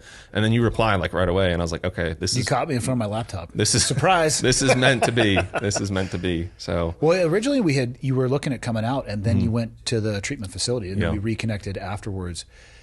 What I've gone through, when I got out of the military, I went to a place called NICO, the National Intrepid Center of Excellence, and it was the best medical treatment I'd ever received. It was attached to Walter Reed on the East Coast. The reason it was the best medical treatment I'd ever received is it was run by civilians. And military medicine, there's a running joke that's not necessarily true. What do you call a guy who graduates medical school with all D's? What? A Navy doctor. But and I'm totally tongue in cheek saying this. Some of the best medical treatment I've ever received. Just let me make fun of my own people a little bit, because I'm going to get emails for that, but just take it easy, everybody. I mean, everything was in there, but there was a lot of different psychiatrists, psychologists, individual sessions, group sessions, art therapy. Didn't respond well to the art therapy. Some people did, though, surprisingly enough. Yoga, meditation, all blood work. And in addition to any X-ray you could possibly want, sleep studies, all that stuff. It was amazing. It was 30 days. Kind of a bubble as well, but and we lived there too, but no restriction from electronic devices or anything like that. It was not PTSDI, whatever you want to call it, associated at all. It was purely, it was the most robust look under the hood medically that I'd ever received. And the write-up from that actually was the vast majority of the foundation for why I ended up getting medically retired. There was that justification, because my medical record was laughably thin, because I never went to medical. Yeah. Like, I'll be fine. Or I would just go to a buddy I know. I'm like, can I just get 8,800 milligram Motrin? So like, yeah, no problem. Right. Here's several sandwich bags. Maybe have some milk with this, because you're going to shit your liver out. But whatever. But when you were in that treatment facility, was there anything that you found, any mode or mechanism that was much more impactful for you? EMDR. God, I've heard about, and that's break that down, because I don't even want to attempt to, from what I've heard, it is described as. Yeah, I can try. Yeah. Well, I've never gone through it. Yeah. So I'd rather have you describe that makes what sense. It is. Yeah. So it stands for eye movement desensitization reprocessing. And right? when you describe this, because every time I've heard somebody describe this, a lot of listeners will go, why does that work? Yeah, or what the fuck did he just say? Yeah, like what, how, and first off, thankfully, there are people out there so much smarter than me who could figure that out. Yeah. Because I'll let you describe this, and I'm sorry, if you gave me 100 lifetimes, I'm not coming up with this. Yeah. There's so many things like that. Like who thought of this first, and how do we get to the point where they figured out that it works? But also, what did they think of along the way that didn't work? That's a fucked up question. Yeah, I don't know. Yeah, because we're focusing on the wave top here. Yeah. What's down in the valley? Yeah. Well, EMDR essentially is replicating REM sleep. So the way it was explained to me is when we sleep and we go through the REM cycle, our eyes go back and forth, right? And hence the rapid eye movement. Yes. And apparently that is when our brain is processing shit from the day, So if you have memories that you have refused, whether it's because you repressed them or suppressed them, you have those unprocessed memories in your brain, and EMDR helps you get them processed and get them through the brain and stored away. I guess it's like a fucking computer. Like once you're in REM sleep, it's like uploading it to the cloud or something. I don't know. That's how they explained it to me. Or like unclogging a drain so you can have that's throughput. Or, yeah, that makes sense. Yeah, removing particulates or whatever it is that is congesting. Yeah, I've heard it described like that too. What is it actually like when you're doing it though? Because this is the part that trips me out. Yeah, every person that was at the center while I was there, or at the facility, we all had our own sessions, and some guys would talk about it. So everyone seemed to have a little bit different of an experience, but they have to replicate that eye movement, right? So I had one therapist try this with me before, and it didn't work. And before I went to the facility, and I think it was because of how he did it. He did it where he just put fingers in front of me, and he said, "Focus your eyes on my fingers, and I'm just going to move them back and forth." And he just kept doing this, and I was having to keep my eyes on him. So it was creating that eye movement, but you have to be able to let your brain, like you have to you can't have control over your own thoughts. You need to just kind of relax. And I found that impossible to do when I'm trying to focus on this dude's fingers. Like my brain is working the entire time following his fingers. So it never really worked. But there, what they did was they put a blindfold over me. They put headphones on, and then they put a paddle on each one of my hands, and the paddles would vibrate on one side, and there'd be a tone in your ear on one side, and they would match up together. So you'd hear a tone in this ear and a feel of vibration here, and then it would go to this side, and it would just go back and forth, back and forth. So you weren't shifting your eyes? What's weird is I was. Oh, interesting. Involuntarily. I realized halfway through, like, holy shit, my eyes are moving. So even though my eyes were closed and I had a blindfold on, I could feel my eyes responding. Yeah, it's like a sympathetic response to what it's, I guess, the stimulus. So it worked. And then they kind of get, like, the therapist that's walking you through it, they guide you through it, what to expect, how to, like, this is what we need to do. They come up with, I forget what she called it, but it was almost like a safety word. Like, hey, if this gets too real, this is what you say or do. And pineapple. Yeah, I think I made a joke like that. Pocket. Yeah. Yep. But it was just like, I'll snap you out of it. Like we'll come back if it gets to that point. Because some dudes do get transported back, and they're there. Like one of the guys that was there at the facility said that it was like reliving it. And he had different experiences. He wasn't, which is kind of the point, right? To process. Yeah, it is. Yeah. I just didn't have that experience. I didn't fully relive it in the sense of like that movie that you're talking about. I didn't get transported back, but I saw, like, I could see the images again, you know, the stuff that I needed to process. And you don't really, once you get started, it's quiet pretty much in the room. The therapist really doesn't have to guide you much anymore. They ask you a couple questions and they get you going. And then the idea is to just let go of your thoughts and just let them wander and go wherever they need to go. And it's almost like, for me, it was almost like being in that state of sleep, like right before you fall asleep, you know? So you're aware that you're awake, but you're drifting. But you're starting to drift and things are weird, you know? Like you're starting to have a dream layered in reality, and it's just fucking weird. And that's what it felt like. And I had these memories. And then... How long does it last? I think it depends on the person. Mine, honestly, I don't know. I don't know how long I was in there. I was exhausted, and they warn you afterwards, like, you don't need to really do anything for the rest of the day. You're here, so we don't have to worry about you driving. But if you ever pursue another therapist after you leave here, we don't recommend that you drive after this. So have someone drive you home and have a ride ready, because it drains you. And that's probably the best sleep I've ever had in my life. And I'm the type of person that can't sleep. That's another reason why I would drink alcohol. Even though it didn't give me good sleep, I could at least fucking fall asleep. Yeah. But I always sleep terrible. I have nightmares, wake up, and I still do. But that night, after that therapy, best night's sleep ever. I woke up the next day feeling more refreshed. I felt like I was a kid again. Like, that's how good my body felt. It was crazy. What do you have nightmares about? You know, that's a good question, because I don't usually remember. And that's what I find it weird when people say, I remember everything about my dreams. I will wake up, just last week, I woke up in the middle of the night, sat straight up and lunged over at my wife, not like in an assaulting way. Like I reached for her and I grabbed her arm, And I did all that before I like was fully awake, and of course, fucking scared the shit out of her and woke her up. She's like, "What? What were you dreaming about?" I was like, "I don't know." No, play it up. Be like, there was a spider on your arm. You gotta think fast. I should have. You gotta think fast in these moments. I can help you with this. No, I don't know. I don't remember. I just know I sometimes I will remember for a very brief moment. And Did then you have nightmares before you were a cop? Yes, but not nearly as many. Okay. Not nearly as many. So it wasn't every night like it is now. Every night? Yeah. Damn, man. Every night. That sucks. And when I do remember it, it fades so quick. It's like, and one therapist said, start writing them down. And I did try this once.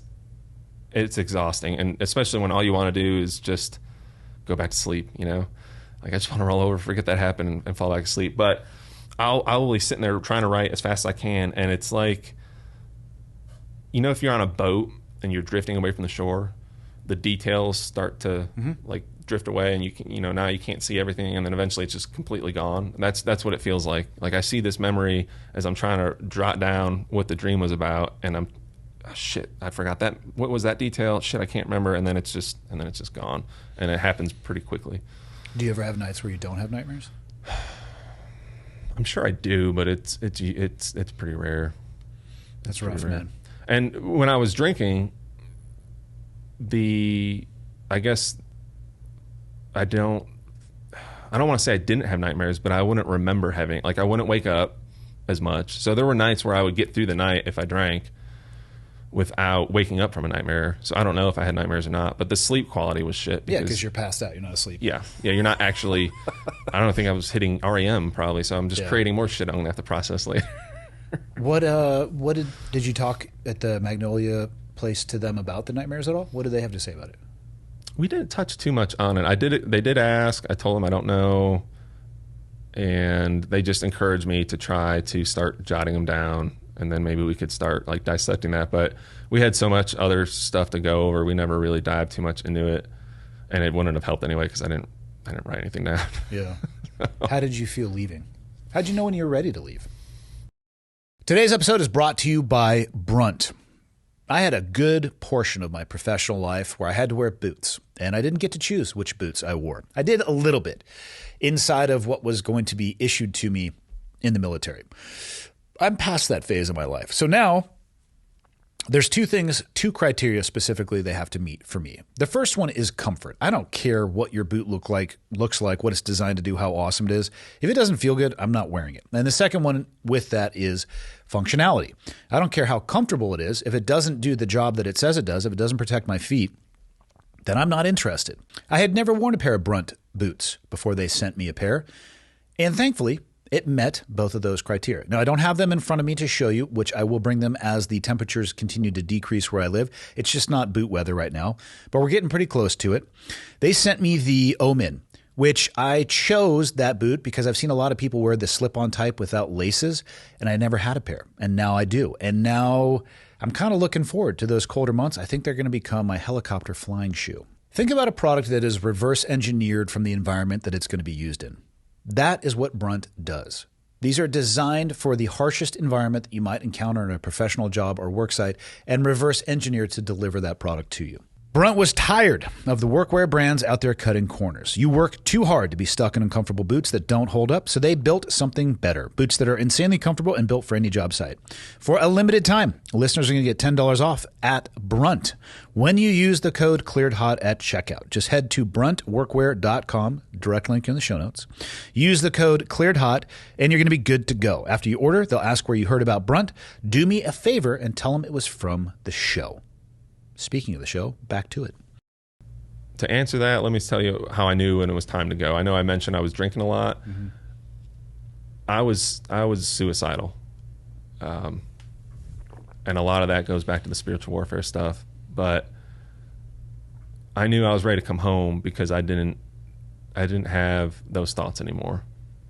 Did the suicidal thoughts slowly build over time? Yeah. Yeah. That has got to be gnarly. I've never been suicidal in my life. Yeah. I've lost far too many friends to suicide, and say this every time I talk about it. I know that to them it felt like a rational thought, but to me it seems like such an irrational act. And that's not a judgment of them. Sure. Just me saying I struggle to understand how you get to a place where that is the rational solution to you moving forward amongst every other potential and possible solution. I can't even imagine that thought building, because I would imagine it was probably intrusive as well, not just chilling out in the background, eating popcorn, watching. No, it is. It is. And to me, that's the Constantine stuff. It's just whispers. It starts as a thought. And I don't think rationality plays into it at all. I don't think and I'll talk about it in a minute, the actual attempt that I had on my life, nothing like rationality is not going through your brain at that time. It, for me, and I'm just going to steal an analogy I heard elsewhere. It's the idea of suicide can start small, and you start thinking about it, you start entertaining the idea, and you think that you can stop it. Like, almost like a snowball at the top of a mountain. Like, I can start rolling this snowball. I'm going to be able to stop it. It's like 2 inches in diameter, right? But eventually, that snowball is going to get so big you can't fucking stop it anymore. And eventually, it's going to be an avalanche, and then you find yourself killing yourself. For me, this is how I would feel all day.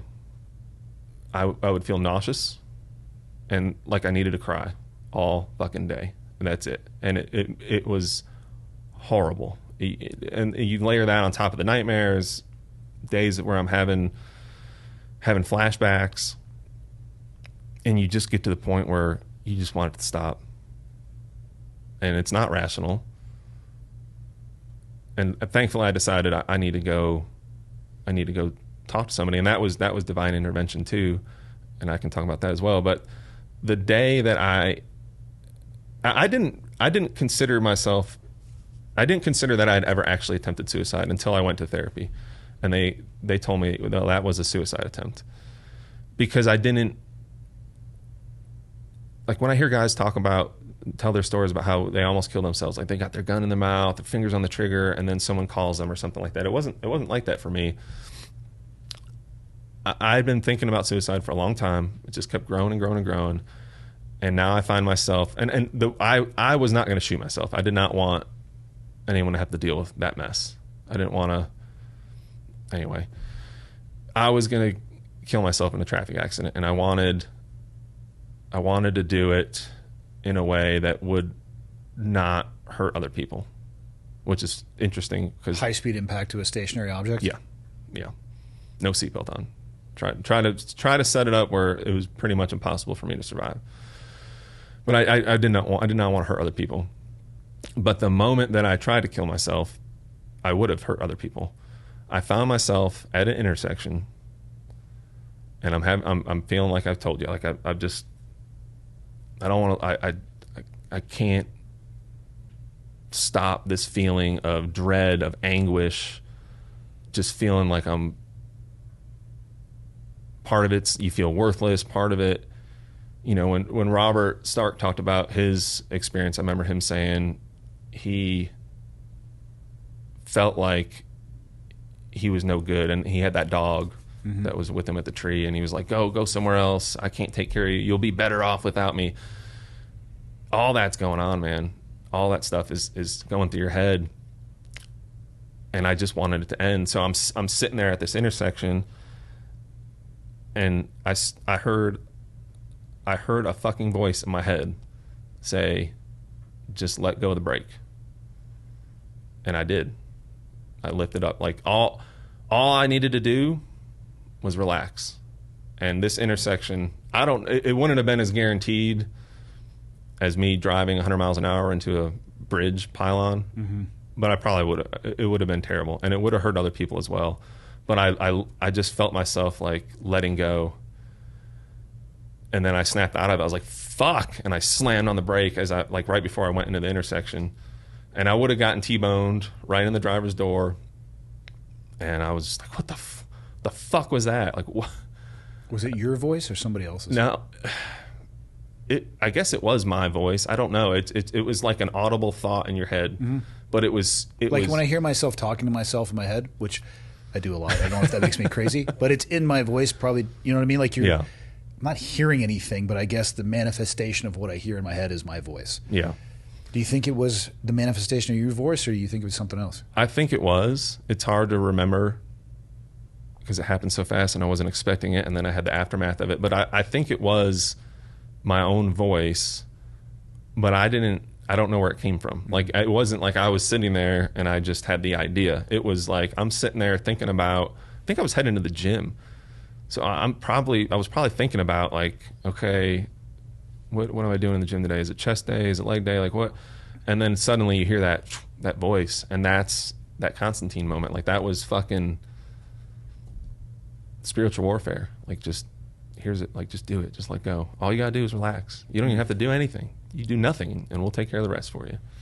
I'm no expert on suicide by any stretch, but I've talked to quite a few psychiatrists and psychologists about it. Not my own experiences, but asking questions about others. And they say it becomes a really dangerous point when you start thinking about the actual mechanics that you would use in the execution of. Yeah. That there's not that one is safer than the other, but that somebody is at a much higher level of risk once they've started thinking through the actual mechanics. Yeah.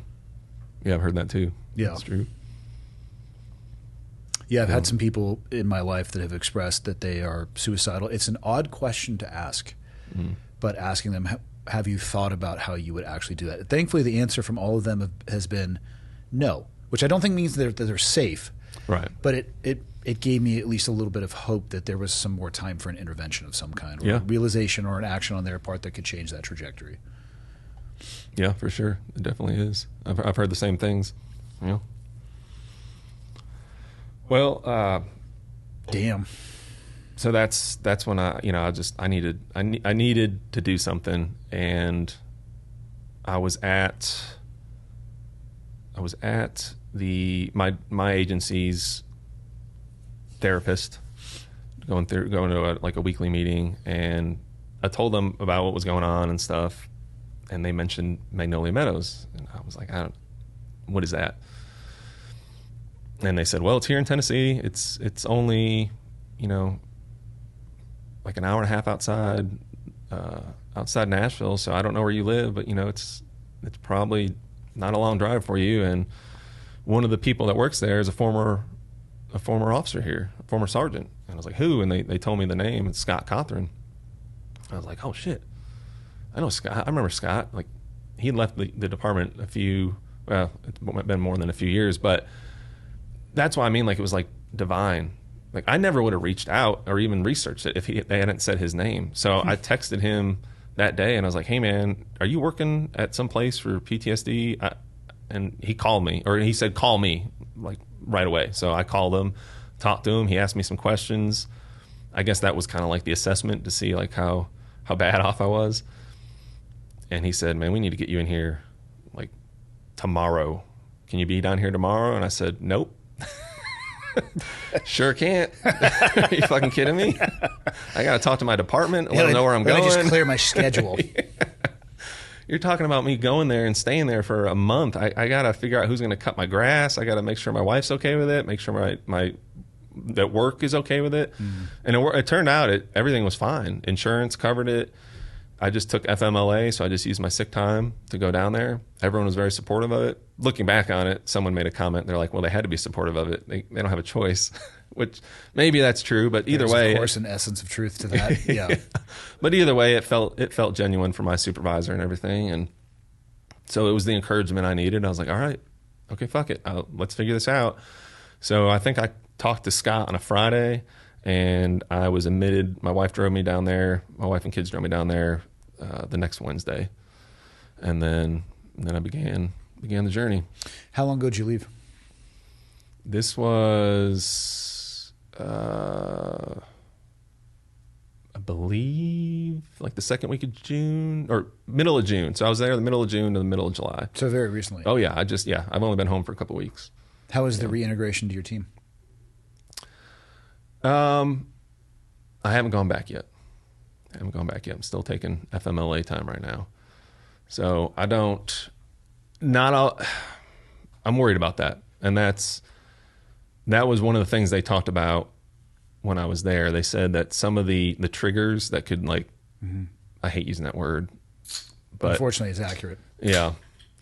But yeah, it is. And they were trying to prepare, they're trying to set us up for success. And they said, you know, there's certain things that you may encounter that are going to be very difficult and could trigger you.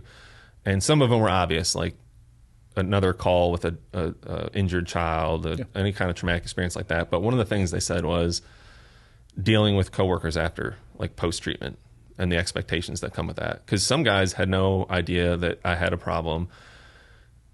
I haven't talked to everybody on my team, so I'm sure there are some stigmas around it. I don't know what everyone's thought. So part of me is worried about that. Like, well, do they think I'm not fit to do this job anymore? You know, there's just a lot of unknowns with that stuff. But some guys have reached out and they've been super supportive, and like I've come public. Obviously, I'm doing this interview. I've posted stuff on social media because I'm trying to get the awareness out there. So I leaned into it, and you know, if they accept it, great. If they don't, then we'll just hopefully they'll come around, I guess. But is there been the thought that you may not be able to do the job anymore? Yeah. That thought has crossed my mind. I just haven't figured all that out yet. Yeah, and I don't think that you can. But the reality is your job, like we already discussed, right? Nobody's calling for their best days. Yeah. And you don't get to pick the calls. So, I mean, I think to me, an even better question is how many guys out there are dealing with the same stuff and they're just eating it? That's why I'm leaning into it. That's why I'm shouting it. It's, you know, it's not for attention. If anything, this is fucking embarrassing. I don't want to be telling people what's embarrassing about it. Well, it's 0% of what you're talking about. It should be. You are correct. It is not embarrassing, but there's, whether it's my programming, growing up, whatever, societal norms, it's the same as crying. Like, I know it's okay to cry, but I still don't want to cry. Do it in the shower. Yeah. Yeah, I have. I definitely have. Who's to say if you're crying or you're just washing your hair? You know? Either way, it's uncomfortable to come out with these things. It's uncomfortable to talk about them. The only reason I'm able to say any of these things to you right now without bursting out into tears is because I've spent the last month doing it at that facility. Like, Michael cries all the time. Constantine, I'm surprised I'm not crying right now, actually. Hey, we keep the tissue over with him. He needs it more than the guest.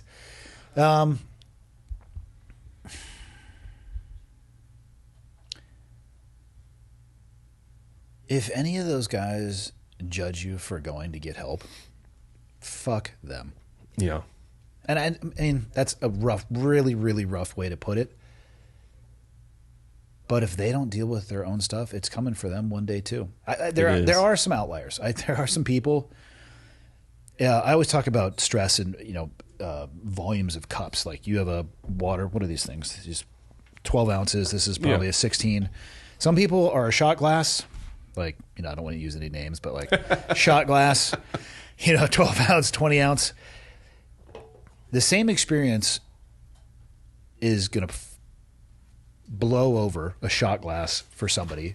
Mm-hmm. And then there's people out there with like a redneck guzzler, 64 ounce 7-Eleven container, and they can handle their stress and they have healthy mechanisms. And it's like they're wearing a Teflon suit. Those people are the absolute minority, but I do believe that they're out there. For everybody else, man, if you don't manage it, it's going to come and it's going to eat your lunch. Yeah. It's going to manifest one way or another. You can't stop it. Yeah. There are some guys, like you said, that are the outliers, and it's okay to be okay. I'm not saying everybody's going to have problems, but it's also okay to take a look under the hood before the engine caution light comes on. And a lot of guys don't even recognize when it's on. That's what I've seen. And one example would be, and if this guy realizes that I'm talking about him, don't take this the wrong way. There's no offense meant by it. But I remember there was an issue with two team members a couple years back. It was after Covenant. It was right after Covenant. And I remember pulling one of them aside saying, like, what the fuck's going on? Like, what, you are on a rampage right now. What are you pissed about? And he told me the issue that he was having with this other dude. And he kept reassuring me, how did he word it? He said, the stuff we just saw at the school, that shit doesn't bother me. I don't lose sleep over that. I lose sleep over this shit. Like, this is like the way this guy's acting, and he's challenging my integrity, and like this makes me angry, basically is what he's saying. He didn't use those words, and I didn't know it at the time. I wish I had, because I would have pointed it out to him. But it never even occurred to him that is affecting you. That's why you're so pissed about this. It's manifesting over here. This is ridiculous. This is nothing to be angry about. This is all a misunderstanding, but you're raging right now. And you don't think it's because that's having an effect on you? I think so. But that's just a small example. Like it's gonna find its way out one way or another. Drama. The real lives of whatever Nashville PD SWAT. I'd watch that show. Yeah. Speaking of the show SWAT, have you seen the documentary movie? Oh, you're talking about the old one from 2004? You're either SWAT or you're not. Yeah. You guys generally rappel out of a Huey directly onto the Target building roof where hostages are being held, right? Yes, with shotguns. Yeah. Shotguns. Well, he had an AR. I think it was an ACOG too, right through the upper trap. Okay, yeah. Because he shot the about hostage. That. Yeah.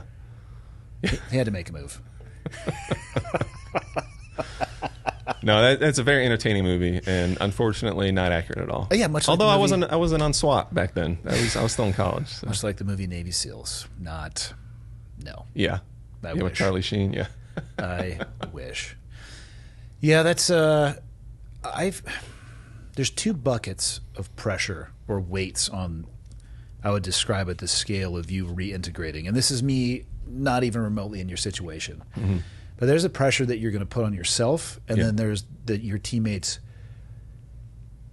looking at you. And it's not judgment, but the world you come from is performance-based. Yeah. That's what matters. Dude, if you can perform the way that you did before, I don't think that you're going to have an issue. Right. The pressure on the bucket of you wondering what they think or being concerned about what they think. Do they still think of me the same way? I think that one could be heavier. I think if you can perform, that's all that matters. And you could go back and be, honestly, one of the most powerful advocates for what you went through, excuse me, because of your own experience. Yeah. To me, that is how culture shifts. It's not the leaders talking about, hey, go get yourself checked out if you're not feeling great. Mm-hmm. It's the leader who has to step aside for a little bit to make sure that, I mean, dude, the job you guys have is heavy. It comes with a cost. I'm sorry. It just does. And that check's going to get cashed at some point in time. You might have bought yourself now enough time to get that to retirement. Maybe not, though. At the same time, I mean, you'll be okay. I think so. I feel like you still know how to clear a room. Practice at your house. Get some Nerf guns. Go to town with your kids. I have done that with my kids, especially when they were younger, and I could convince them that it was fun. Yeah. Nobody likes to play paintball with me either. No, I think you'll be okay. I hope so. I think so. Just imagine the power of the message, though, of they know you. They knew you before you left for treatment. Mm-hmm. They see you come back, especially if you can be a better version of yourself. Yes. What could possibly crack the door more for opportunity for those people to make that first step as well? Those are the people that I respect the most. The ones that, I mean, you listen to what people say, but I pay attention far more to what they do. Right. Actions. Yeah. Yeah. So, man. Yeah. It's, and then now that I'm out too, it takes work. Because it'd be easy to slip, like that's what they're talking about, like relapsing, like for sure, to slip back into your old thoughts, slip back into drinking.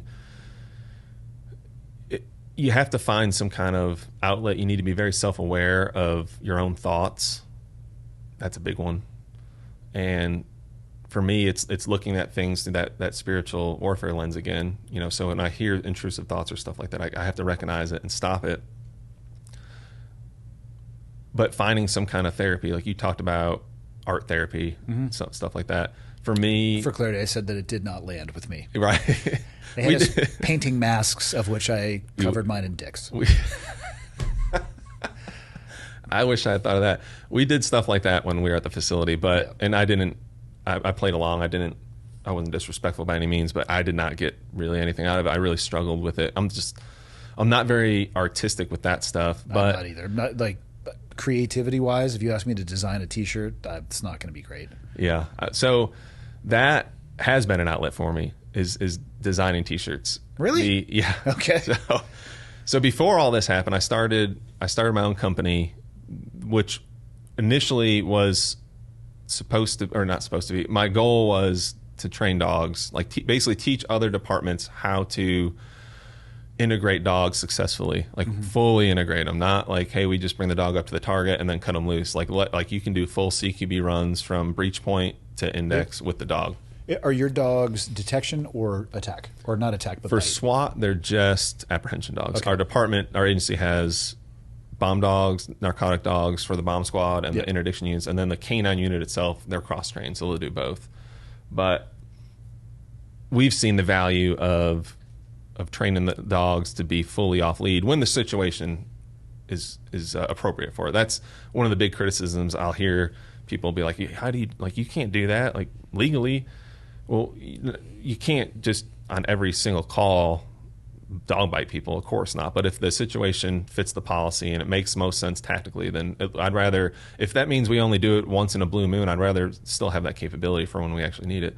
But that was the goal, because I've seen so many agencies that, in my opinion, misuse their dog, and this has hurt some feelings before. So I don't mean any disrespect by it, and I'm not calling out any agencies, so don't take it that way. But I've seen dogs get killed when they did not need to get killed, and it's because they used the dog incorrectly. And that's one of those, like for example, if you send your dog, like let's say we're in this building and we know that there's someone in here that is a threat. They're going to try to kill us when we find them.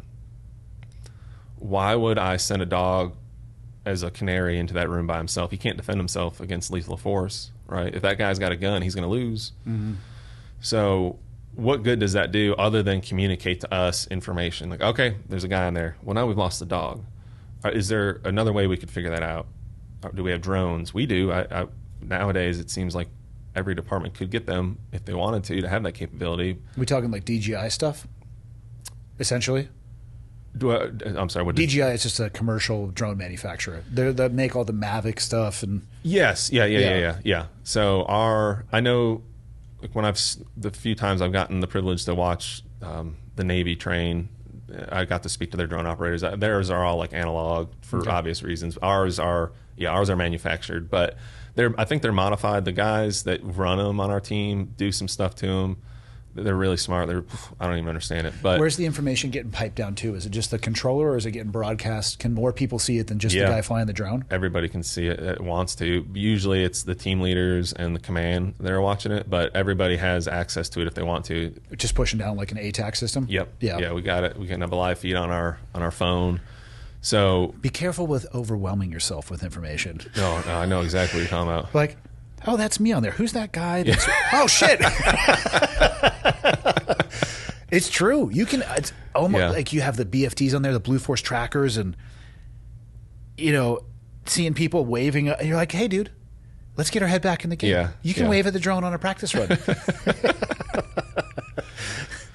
But using technology like that, whether the agency has robots, like do something other than sacrifice your dog, because even if we don't care about the dog, let's create a scenario here where it's going to sound heartless, but it's for the purpose of like illustrating it.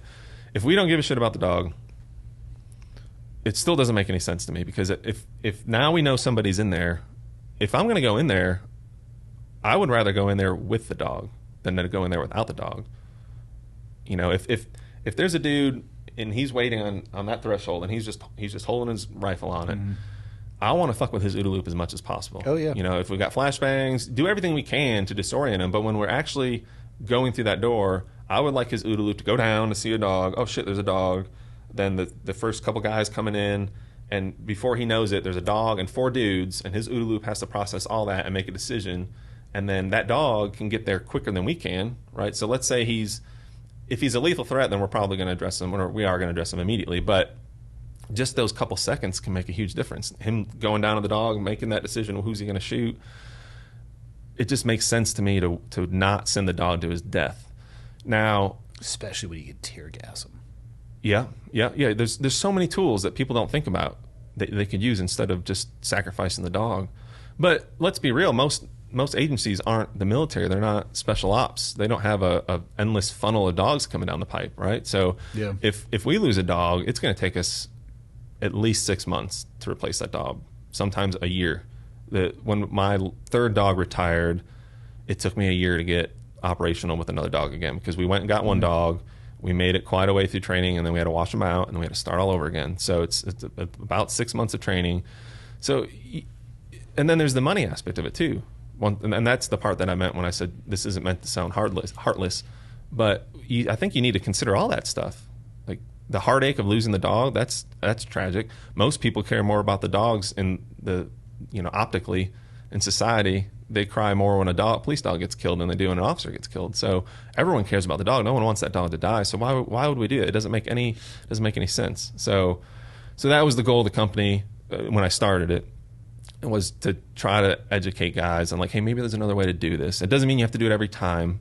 If you don't want to send your dog through like off lead and CQB every single time, you don't have to, but at least understand when it might be appropriate and have the knowledge and the training to do it when it is. And then it grew into canine medical. So that guy that is like my spiritual mentor, Bart, he came up to me one day after I started the company, and he's like, hey, do you ever want to teach canine like medical like we do on the team? And I was like, well, I never really thought of it, but yeah, you're right. That makes a lot of sense. Like the whole goal of this company is to try to like preserve life, because it's not just preserving the dog's life or our lives. It's actually preserving the suspect's life, or has potential to preserve the suspect's life. Because and I can give you examples of times where the dog kept us from having to do lethal force because he closed that distance so fast that that person wasn't able to pick the gun up that was sitting right next to them, So it's preserving life in general. Yeah, let's do medical, man. That's brilliant. So we expanded into that, and then that creative outlet I was talking about, it's almost therapeutic for me. I just started designing T-shirts, and I have an Instagram account to like promote the training and stuff. But I was like, I'm just gonna put a few T-shirts up there and see what happens. And people started buying them. I was like, man, this is fucking fun. And I found that it was very, very therapeutic for me. So art therapy didn't work, but that did. And then you just got to find the right expression. Yes. And I had another realization. So when you posted the interview with Robert Stark, I was actually at the facility. So I remember one night, because they let us have freedom at night. We didn't have the internet, but we had access to streaming TV. So I was able to get on YouTube. That was like my only line to the outside world. That could be a very dangerous line to reality in the outside world. I remember watching it, and he was talking. He's an author, so when he was talking about writing about his experiences, I thought, because they kept telling me you should journal. You need to journal. It's a great expressive way it's therapeutic, and I'm just not a journaler. Like so I was like, well, maybe I could write a book. Maybe I should start writing stuff. So I don't know if I'm ever gonna find a publisher or self-publish it. I don't know if I'll ever even finish it. But I started writing a book, and it's about a lot of this stuff, like just kind of putting it into some kind of organized format for people to read. And it's a mixture of experiences from the job to spiritual warfare. And when I've had downtime lately, I've just been working on that, and that's been fucking awesome. Very therapeutic. Do your guys' dogs in the training runs, they ever give you a little nip as they come by? Oh yeah. Yeah. These bastards. Sometimes sometimes it is that, like it's frustration. And sometimes it's the operator's fault. Dude, I remember sitting on helicopters and just like looking over and there's a dog with just full goggles and the ear pro and his vest, and he's just smiling. And I'm like, oh, you're going to bite me again, aren't you? They would get so pumped when they would start jocking up. Yeah, they know. They pick up on all that stuff. Oh, my God. Dogs are fascinating because they will pick up on things that you don't even realize you're doing. And so if they go do a run or they go on an operation, they remember everything that happened leading up to that. So if they start seeing those things again, they're going to be, oh, we're going to go do that thing that we did the other day, and that was fucking awesome. I can't wait. They never like fully latched on when you're in the train. They just give you a little nip. Like, you motherfucker. So did you guys did you always do non-muzzled runs? Or? It was a combination. Oh, man, I've seen some guys running across the field for, bite training, and halfway across the field, the muzzle comes off. Yep. Stand by to get some. Oh, he wasn't in a dog suit. That sucks. That's a helicopter ride to the hospital. Yeah. Trying to put your arm back together. Especially an open hit like that. Yeah. Yeah, because that dog is, that's a fire and forget missile. Yes. Oh, yeah. Yeah, to them, it's all a game. They don't even... Yeah. Some dogs, they have personality. Some dogs are mean, but my dog is not mean. He's one of the friendliest dogs ever, but he's vicious. And it's because it's just a game to him that he's playing. We tap into that prey drive, You ever seen the dogs with the titanium slugs in their canines? Heard about it. I think we have a dog in our department that may have a titanium tooth now. Not on the team, but in the department. What you need to do is get like an 8x10 glossy headshot of that. And if you have a barricaded shooter, just slide the picture under as many doors as you can find and be like, hey, we're going to be back in 10 minutes with this guy. You might want to rethink your life choices. So you can come out the front door or the back door, hands up. Otherwise, you're going to meet Butch or whatever the dog's name is. I'd be like, no, I'm coming right out right now. Yeah. I don't want any part of a dog with titanium canines. So obviously, I know you're joking about sliding the stuff under the door, but the dog... I'm not really. I'm open to new tactics here. The presence alone has dramatically decreased. So, Yes. Before I talked about it's hard to prove like statistics sometimes or show success. Our use of force in general have gone down over the last couple of years since we started integrating the dogs. And can I prove that it's because of the dog? I guess not, but it's a weird coincidence. No just sane having them person wants any part of that smoke. Most of the time. Sometimes, because yes, the crazy people, but I've seen a few sane people that I don't know if they just thought we were bluffing or didn't think we'd ever come get them. But so let me tell you this story. So this demonstrates that, but it also demonstrates like how it can be the operator's fault too when they get dog bit. So we get called. This guy had fled from like Utah or something to Tennessee, and he had kidnapped, raped, and stabbed his ex-girlfriend and left her for dead. And obviously they had warrants for him. So long story short, call gets sent to other jurisdictions. Everyone's looking for him. They pin him down. They know he's in this house. He's not coming out. So we get called. So we introduce a drone. The drone gets to its LOA. This is like a 3-story house. Clears everything it can. Doesn't find him. There's a few closed doors though, and they're convinced he's in. Like we saw him in there, and he looked out a window or whatever. So we start clearing, and we clear off lead. So as soon as the breach is made at the front door, I let my dog go, and he knows what to do. Like he starts working his way up the stack, and right before he gets to the breach point, a dude slips and falls right in front of him. Now the dog does not like. There's a misconception that the dog knows who is who on the team based on what they're wearing in the uniform. That's not it. Like that guy became a hot dog. He did, and I don't want to like reveal tactics or how we train him, but he no longer was communicating that he was a team member. He's on the ground and he looks like a decoy. So my dog is like, "Sweet, this was a short one," and just latches onto him. And I'm like, "Fuck." Because there's a lot going on right now. Like, we're trying to like this is not training. There's a guy in here who may be trying to ambush us. So we need to fucking fix this now. We don't need to like stall out. So guys, keep clearing, keep pushing past. I get up there, and I get the dog off immediately. That guy stands up, and we keep clearing, and the dog just now ignores him. Like now he's acting like a team member again. So now he starts working with the team. I bet the guy didn't forget. Yeah, he still hasn't forgotten.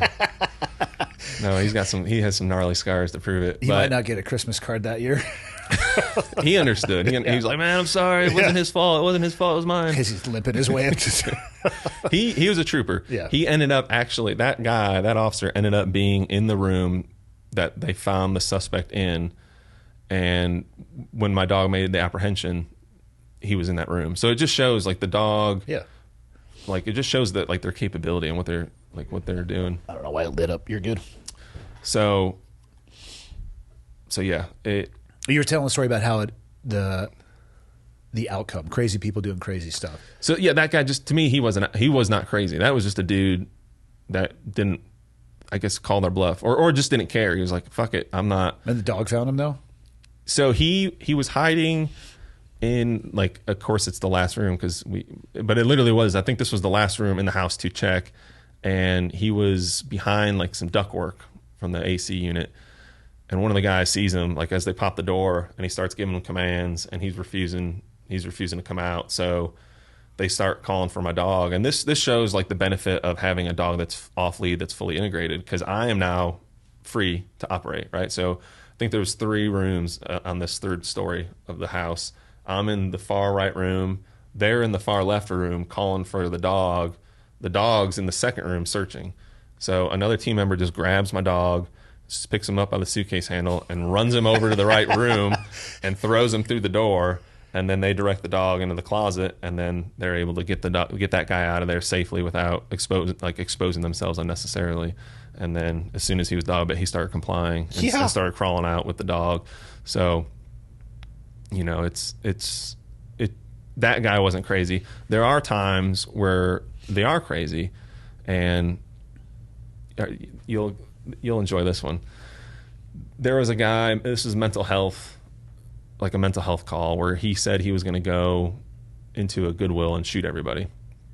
Police get called, patrol get there, and he's homeless, and he's positioned himself in the woods, and he's got a gun.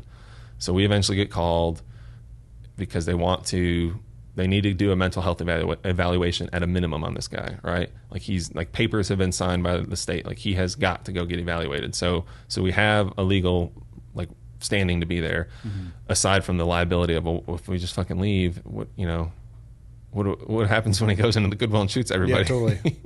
So we get there, and he does shoot at police, and we eventually go get the guy, and he had positioned himself in a latrine, basically. Like, this was a homeless camp where a bunch of people had been using to take a shit for who knows how fucking long. But we didn't realize it. No one knew that this was a pile of shit. From a distance, it just looked like dirt and mud. And we come up with a plan. We don't want to expose the dog unnecessarily, right? Like, I don't want to just send the dog in on this guy when he's got a gun. So let's throw a flashbang at him. Let's hit him with a 40 millimeter launcher with a direct impact round, try to disorient him. And it worked. It hit him, and it made him drop the gun temporarily. And then my dog was, able to close the distance as we're running up and immobilize his arm. Unfortunately, it wasn't the arm that could reach for the gun, but it still gave us enough time. And he ended up reaching for that gun, and he forced the team to shoot him. But we immediately go in and start trying to do medical on him, and I get my dog off him, and that's when we realized that it's just all shit. I am knee deep in shit. My dog's covered in shit.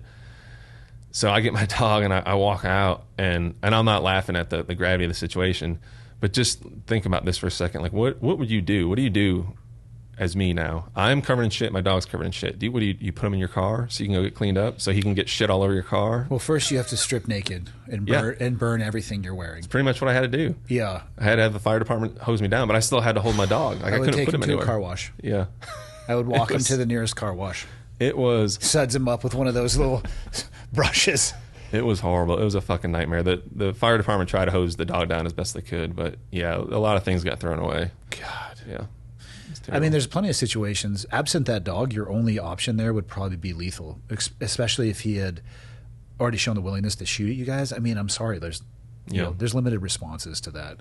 Do you guys use shields? We have them. It depends on the situation. We don't use them in CQB. I know some teams will have that, and it's like a snake going down the hallway. It's like hit or miss. Yeah, some departments use them, some don't. I have no experience with the shield. I mean, I know what it is, obviously, but right. We use them when it makes sense. We have those. What is the name of that company? Tier 1.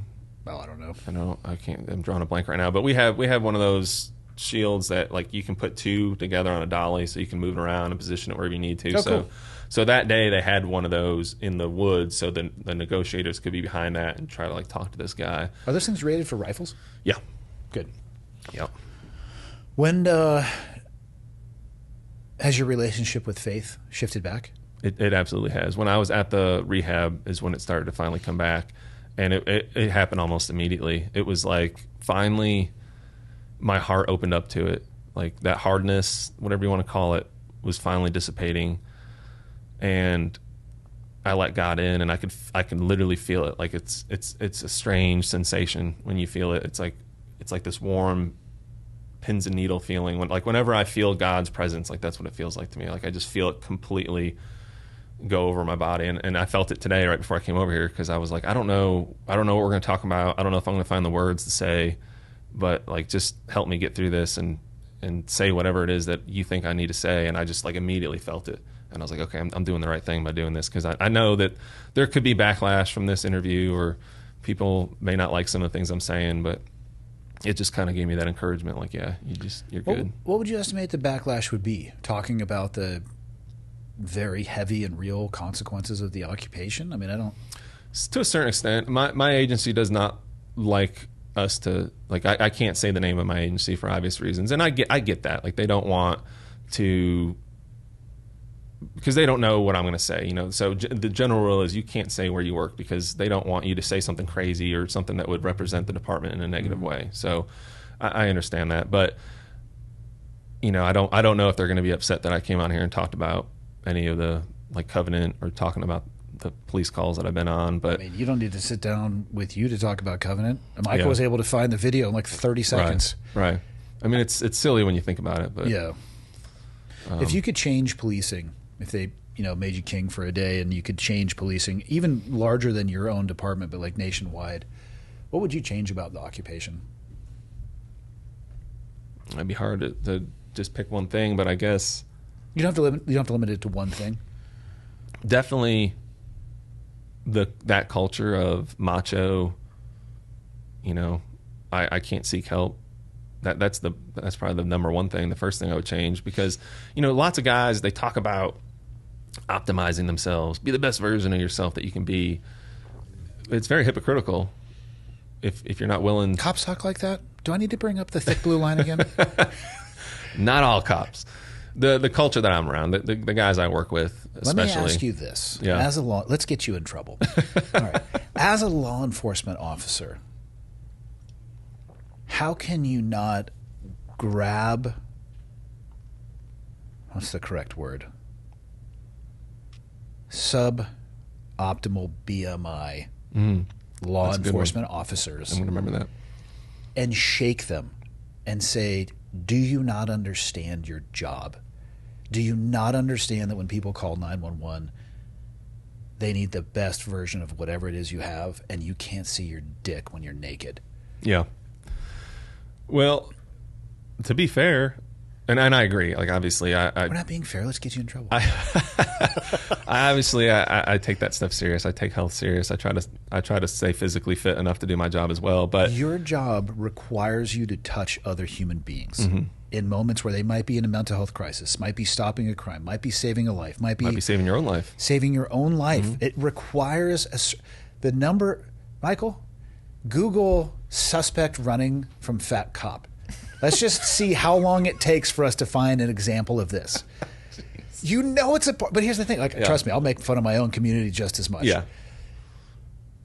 They know that is a part of the job. How can you put your Batman suit on knowing that you're more likely to die fucking heart attack chasing somebody, and you're just not doing the job that the public expects of you? How is that tolerated? Did you find a clip? Oh, whoa, what's this guy? A little B&E? That's a coffee shop. That's rude. They don't have any money. Oh, look at that guy. That's a big boy. What are you doing? He's trying to get in, I think. Oh, is he trying to go under the bar? Yeah. I guess it looks like they're going to clear it. All right, clear listen. the building. This is a new tactic. Okay, good. Stripper pose, getting base. Well, I think there's some really good ones. Oh, I'm sure there are. And I mean by sure like the instant the person runs, I'm like, you're free. You can't outrun a radio, but that guy's not catching you. Yeah.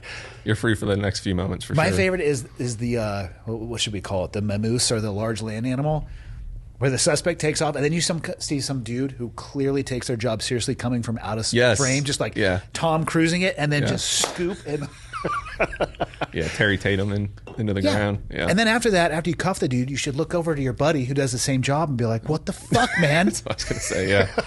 Yeah, I know exactly what you mean.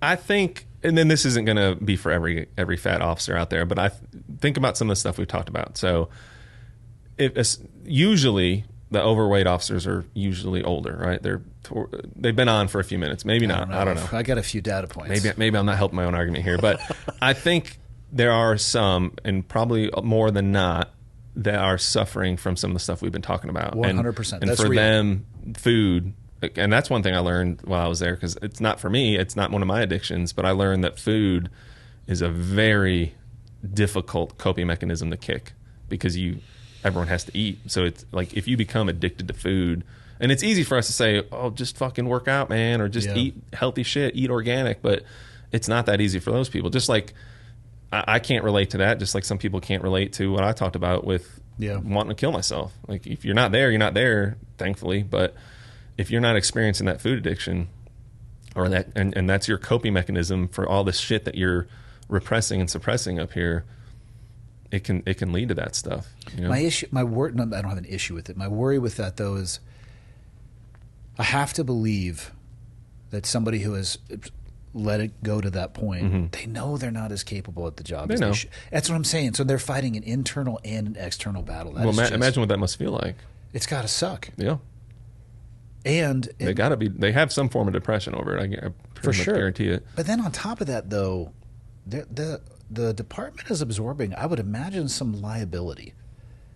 Liability is an interesting topic, because there's a lot of things that go on that, you're right. The issue that comes into play, at least with our department, is I think the standard was never established. It's like, so they can't hold them accountable for, if that makes sense. Like, the unions get involved. But it's wild, because your occupation, as my old one was, it can be driven down to some pretty precise standards. Shooting standards, physical standards, combine all those, whatever other kind of knowledge standards, all of those things, especially as you move through departments or specialties, it could be done. Those standards could be created. Yeah. And I understand that there's risk on both sides. You might go afoul of the union, or you might go afoul of the public, which is going to terminate in a public lawsuit as well. Neither of those sound great to me. Yeah. So there's risk either way. Man, that is a rough look. Yeah, I agree. And I feel bad for those guys. And but yeah, I think some of it is, it's just not as simple as, for them at least, it's not as simple as saying, like, we'll just stop doing what you're doing. Yeah, just to completely change everything in your life, dude. Yeah. And think about it too, especially because an officer like that probably is not on a tactical team. Maybe they are, but they're probably either in patrol or an investigator. My point is, their work hours are, not that mine aren't, but the job sets you up to eat unhealthy. You have to really be proactive not to. I mean, I'm not saying it can't be done. I eat healthy, and it requires meal prepping. It requires bringing a big ass fucking Yeti to work every day that people make fun of me for, but I don't have to eat out because I've got everything I need right here nutritionally. But it takes that kind of level of commitment that not everybody has. So when you're in a job that you're working, I mean, sometimes we work 90 hours a week. So, I mean, think about that for a second. It's pretty easy to just hit a drive-through, you know? When do you have time to cook? Yeah, so I get it. I'm not making excuses. There's a difference between an excuse and a reason, right? Like, an excuse makes it okay. I'm not making it okay, but I think it's very difficult for some people to get past that. How dare you humanize these people? It makes me feel bad about making fun of them. Which I'm joking. I get it. I mean, unless you've walked a mile in somebody's shoes, it's easy to sit back and Monday morning quarterback it. And I'll be the first to tell you, we have some people, or had some people in the time that I was in, where their biggest risk to self was whether or not they could fit the side panels of their vests together and actually made it to the Velcro. Yeah. Really just exhaling. Like, hey, man, we're about to go up some stairs. You're going to need your chest to be able to go in and out, maybe hit the gym. Yeah. Yeah. I think it'd be a wake-up call. For sure. I was going to ask you, what do you guys do for combatives type stuff? Explain what you mean. How do you train guys to deal with having to put their hands on people? As an agency or on I'm the team? curious. And, well, Both. And I have... Are you going the jiu-jitsu route? Well, here's the thing. I like jiu-jitsu, but Yeah. it's not magic by any stretch. It's Sure. it's a totally incomplete self-defense art form. You got to be able to get through kicking and striking range and all of that stuff. Yeah. I just, every time I talk to officers, I'm just fascinated by what their department has landed on. Yeah. Our training academy puts on stuff I think it's every year now. Yeah. It didn't used to be this way, but as of late, it has been every year.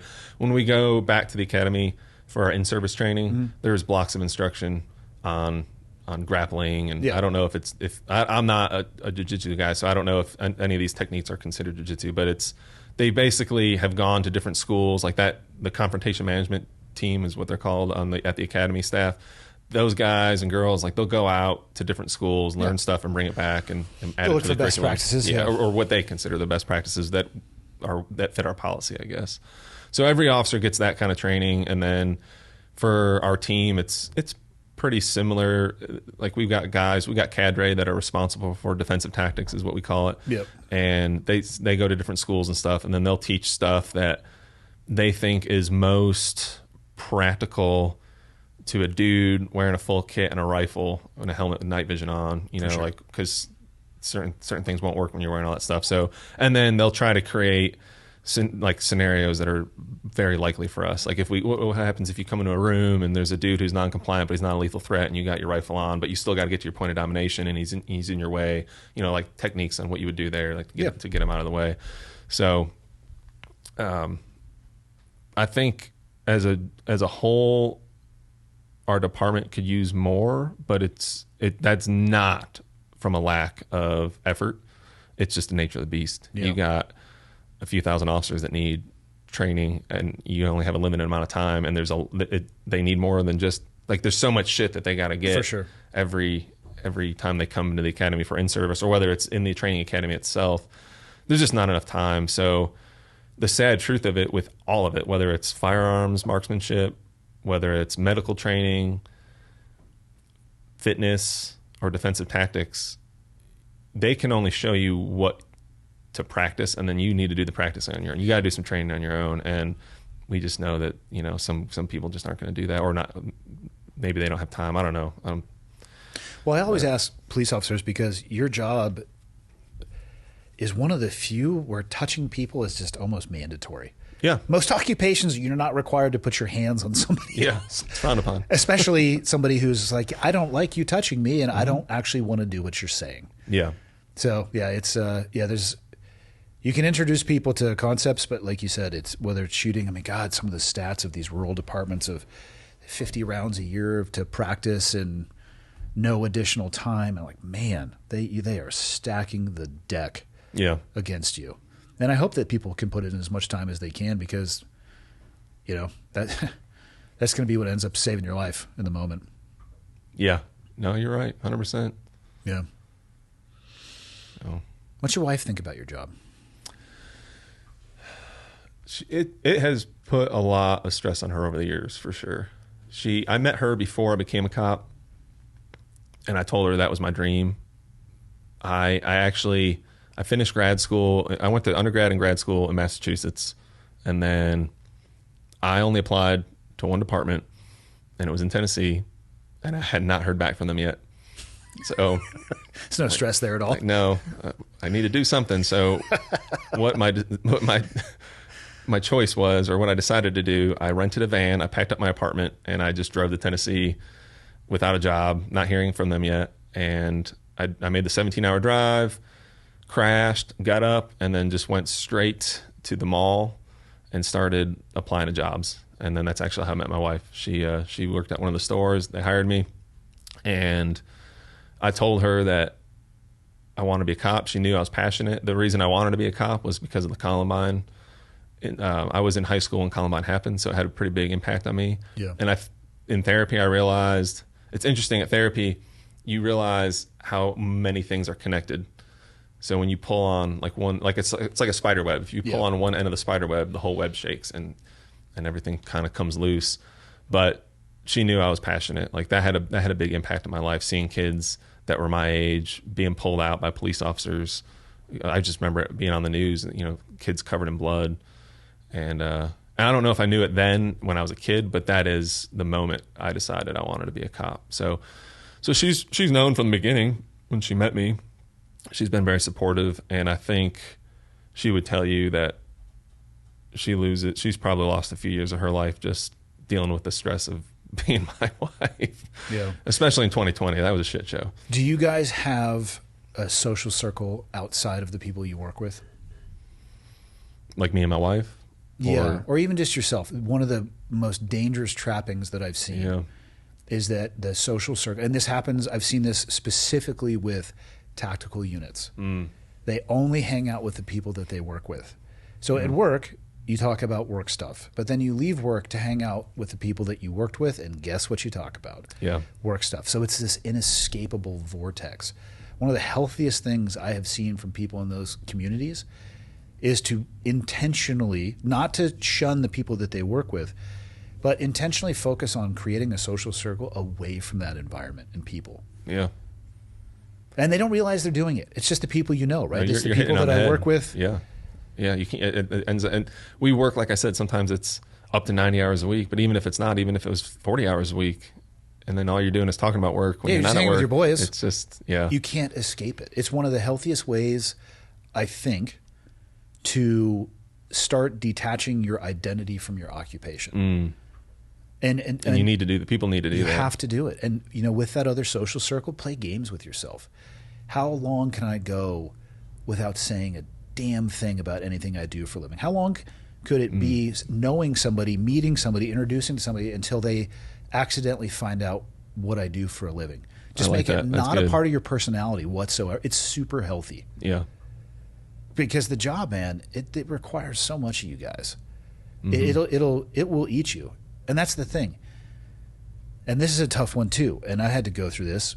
You know, when I was leaving, you want to tell yourself, well, the SEAL teams, they were the best they were ever going to be when I was a part of it. And now that I'm gone, they're not going to be as good. And that's a total lie.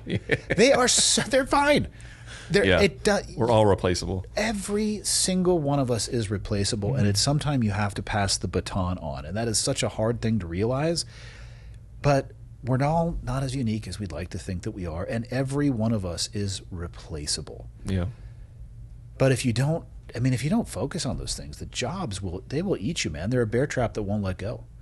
But the social circle one is a very interesting one. Again, I don't have the data to support it, but I have the depth of belief, and I have in it from listening to people who have talked to me about their experiences and their intentional way of doing so and the benefit that they got from that. They don't love their boys any less. They're just making sure that they have time for something that is not directly attached to that identity. Yeah, you bring up a great point, and I don't do a good job at that. And Most don't. I definitely isolate. I'm very introverted, so... It could be people you meet at church. I mean, that could honestly, with whatever, a Bible study or whatever it is, not that you should not go to the Bible study with the guys that you work with, but there's a lot of opportunities out there to just splinter a little bit. But those games are fascinating. How long can you go? Yeah. Because what you'll find is it's so habitual, but you want people to know. You want it to be your identity. It's a fun game to play. Yeah, that's when you get in the realm of, and I'm not saying I'm not victim of it as well, but that's when you get in the realm of almost self-idolization to a certain extent. Like there's definitely a level of like I'm getting something out of me doing this job. It's whether it's military or police, I can't think of the phrase I'm trying to think of, but it's self-serving to a certain extent. Those occupations are inspirational and aspirational to a lot of people. And if you're the type of person that wants to take advantage of that, there is opportunity everywhere. Yeah. The problem is those bad apples that do take opportunity with that and then step right on their dick, they mess it up for everybody else who wears the same badge. Yeah. You should try to infiltrate firefighter groups.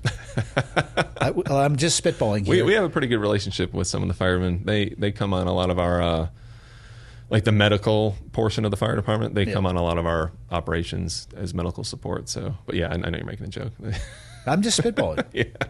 You're an undercover firefighter now. You'll have to go to their groups and then figure out how long it is before they realize. The problem is most of them have probably seen you, though, so like that's not going to work. Yeah. But you might have to go one county over.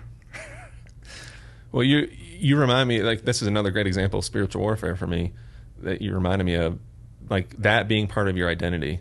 So if guys aren't careful, what happens when that identity gets taken away unexpectedly? Like, I can tell you exactly what happens. Yeah. Their life falls apart. Yeah.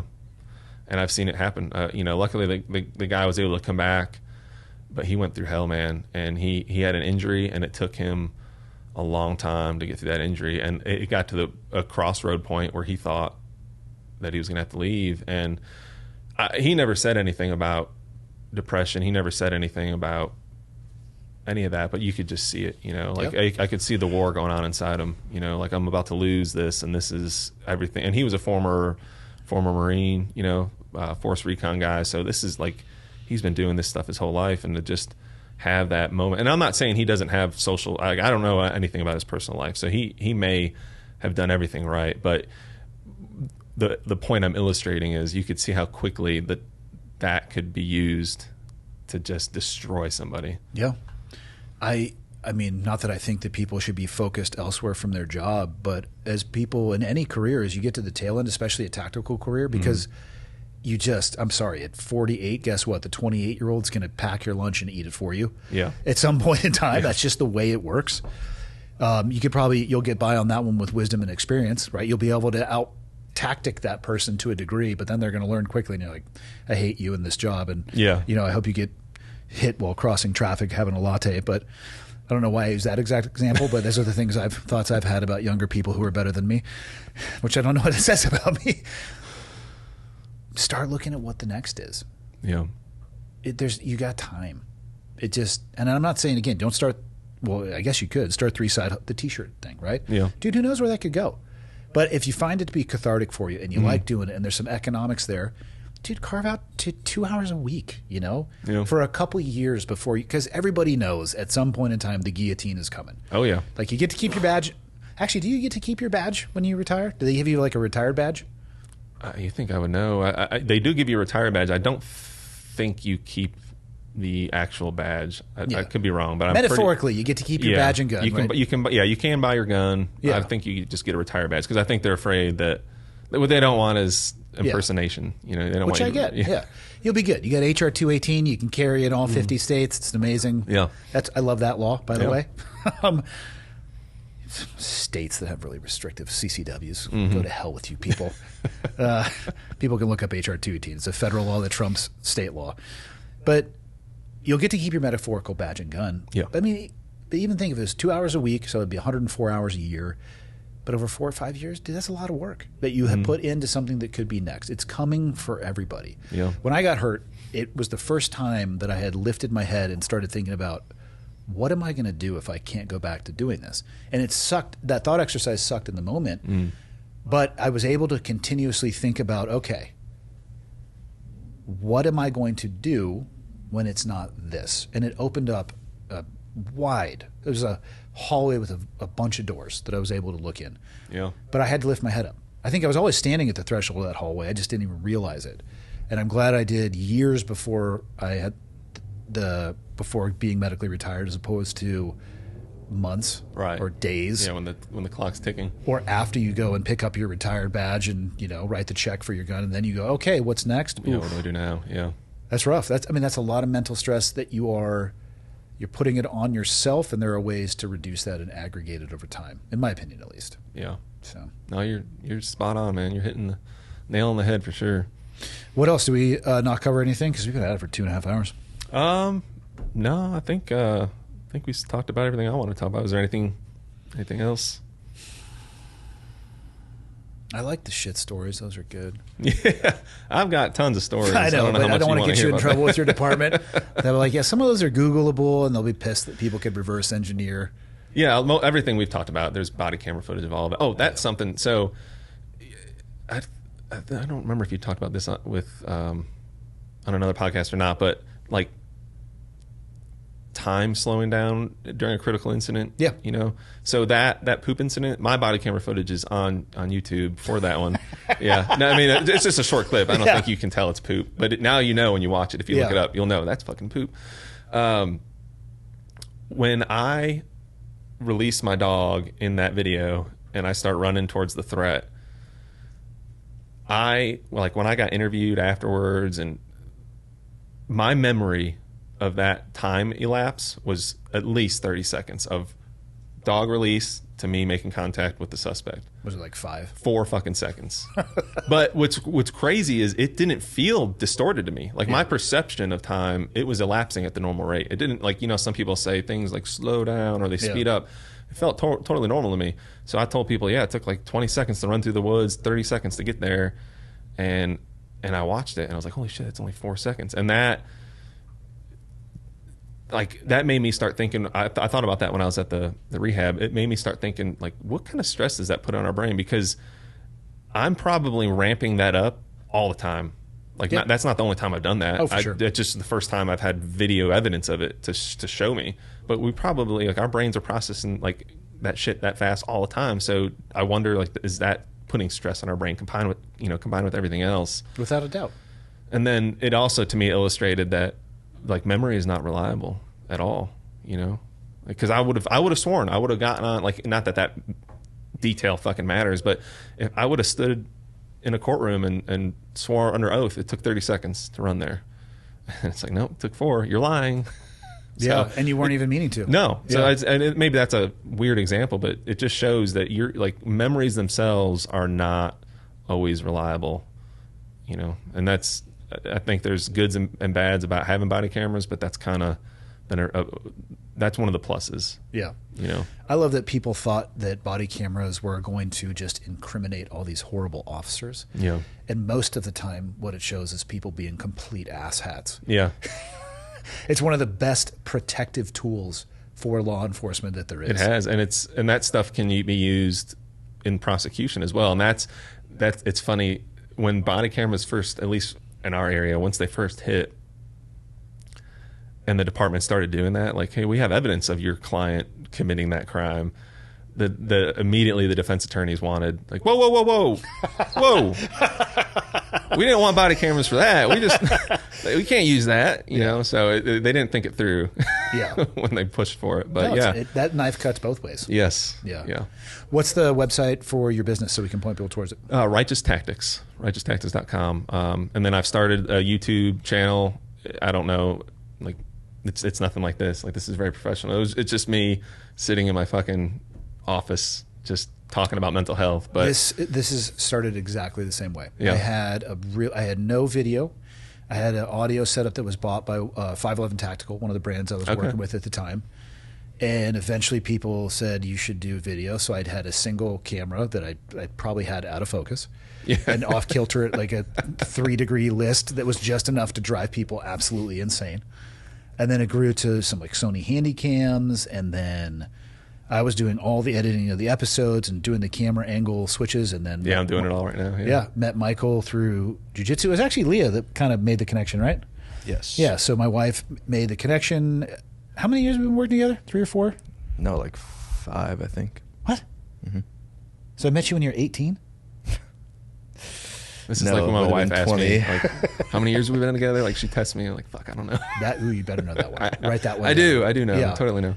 But it is incremental. And so the previous studio to this one, it probably looks a lot the same to the viewers, but was in the same building, but like 4 office spaces down. And it was just a single small room that was actually probably more 4 feet in this way and probably ended right at this table. Okay. And then I was doing the stuff with Ironclad, and they would have me put something behind. And it's like I'm cubed out of space. Yeah. So and again, so this is like the 7th evolution and iteration. You know, buddy I do jiu-jitsu with built this table for me. This room just happened to become available. Michael and I came in on a weekend and had those carpet sliders. Yeah. And just slid everything down the hallway. Yeah. It's pretty dope. That's one thing I learned after doing that first episode of just how important it is to have a room that absorbs sound. Man, and you don't notice it if you're just in the room, but it's crazy how the devices pick it up. Yeah. Microphone quality is huge. Because you can do a podcast with a cell phone, but it sounds like a podcast with a cell phone. Yeah. And there are so many out there that if you don't put some effort into that, sure, people aren't going to listen. There's just too much high quality stuff. So, well, it's been therapeutic for me. So, and I've only done 2 episodes so far, but keep at it. But yeah, I'm gonna, like, to me, it's not about like vanity or If a few people listen to it and get something out of it, great. But for me, it's like putting my thoughts out there, and it just feels it's a great therapy for me. Cool. So, Well, right on, man. Thanks for making the trip out. Yeah, thanks for having me. I appreciate it. Cool.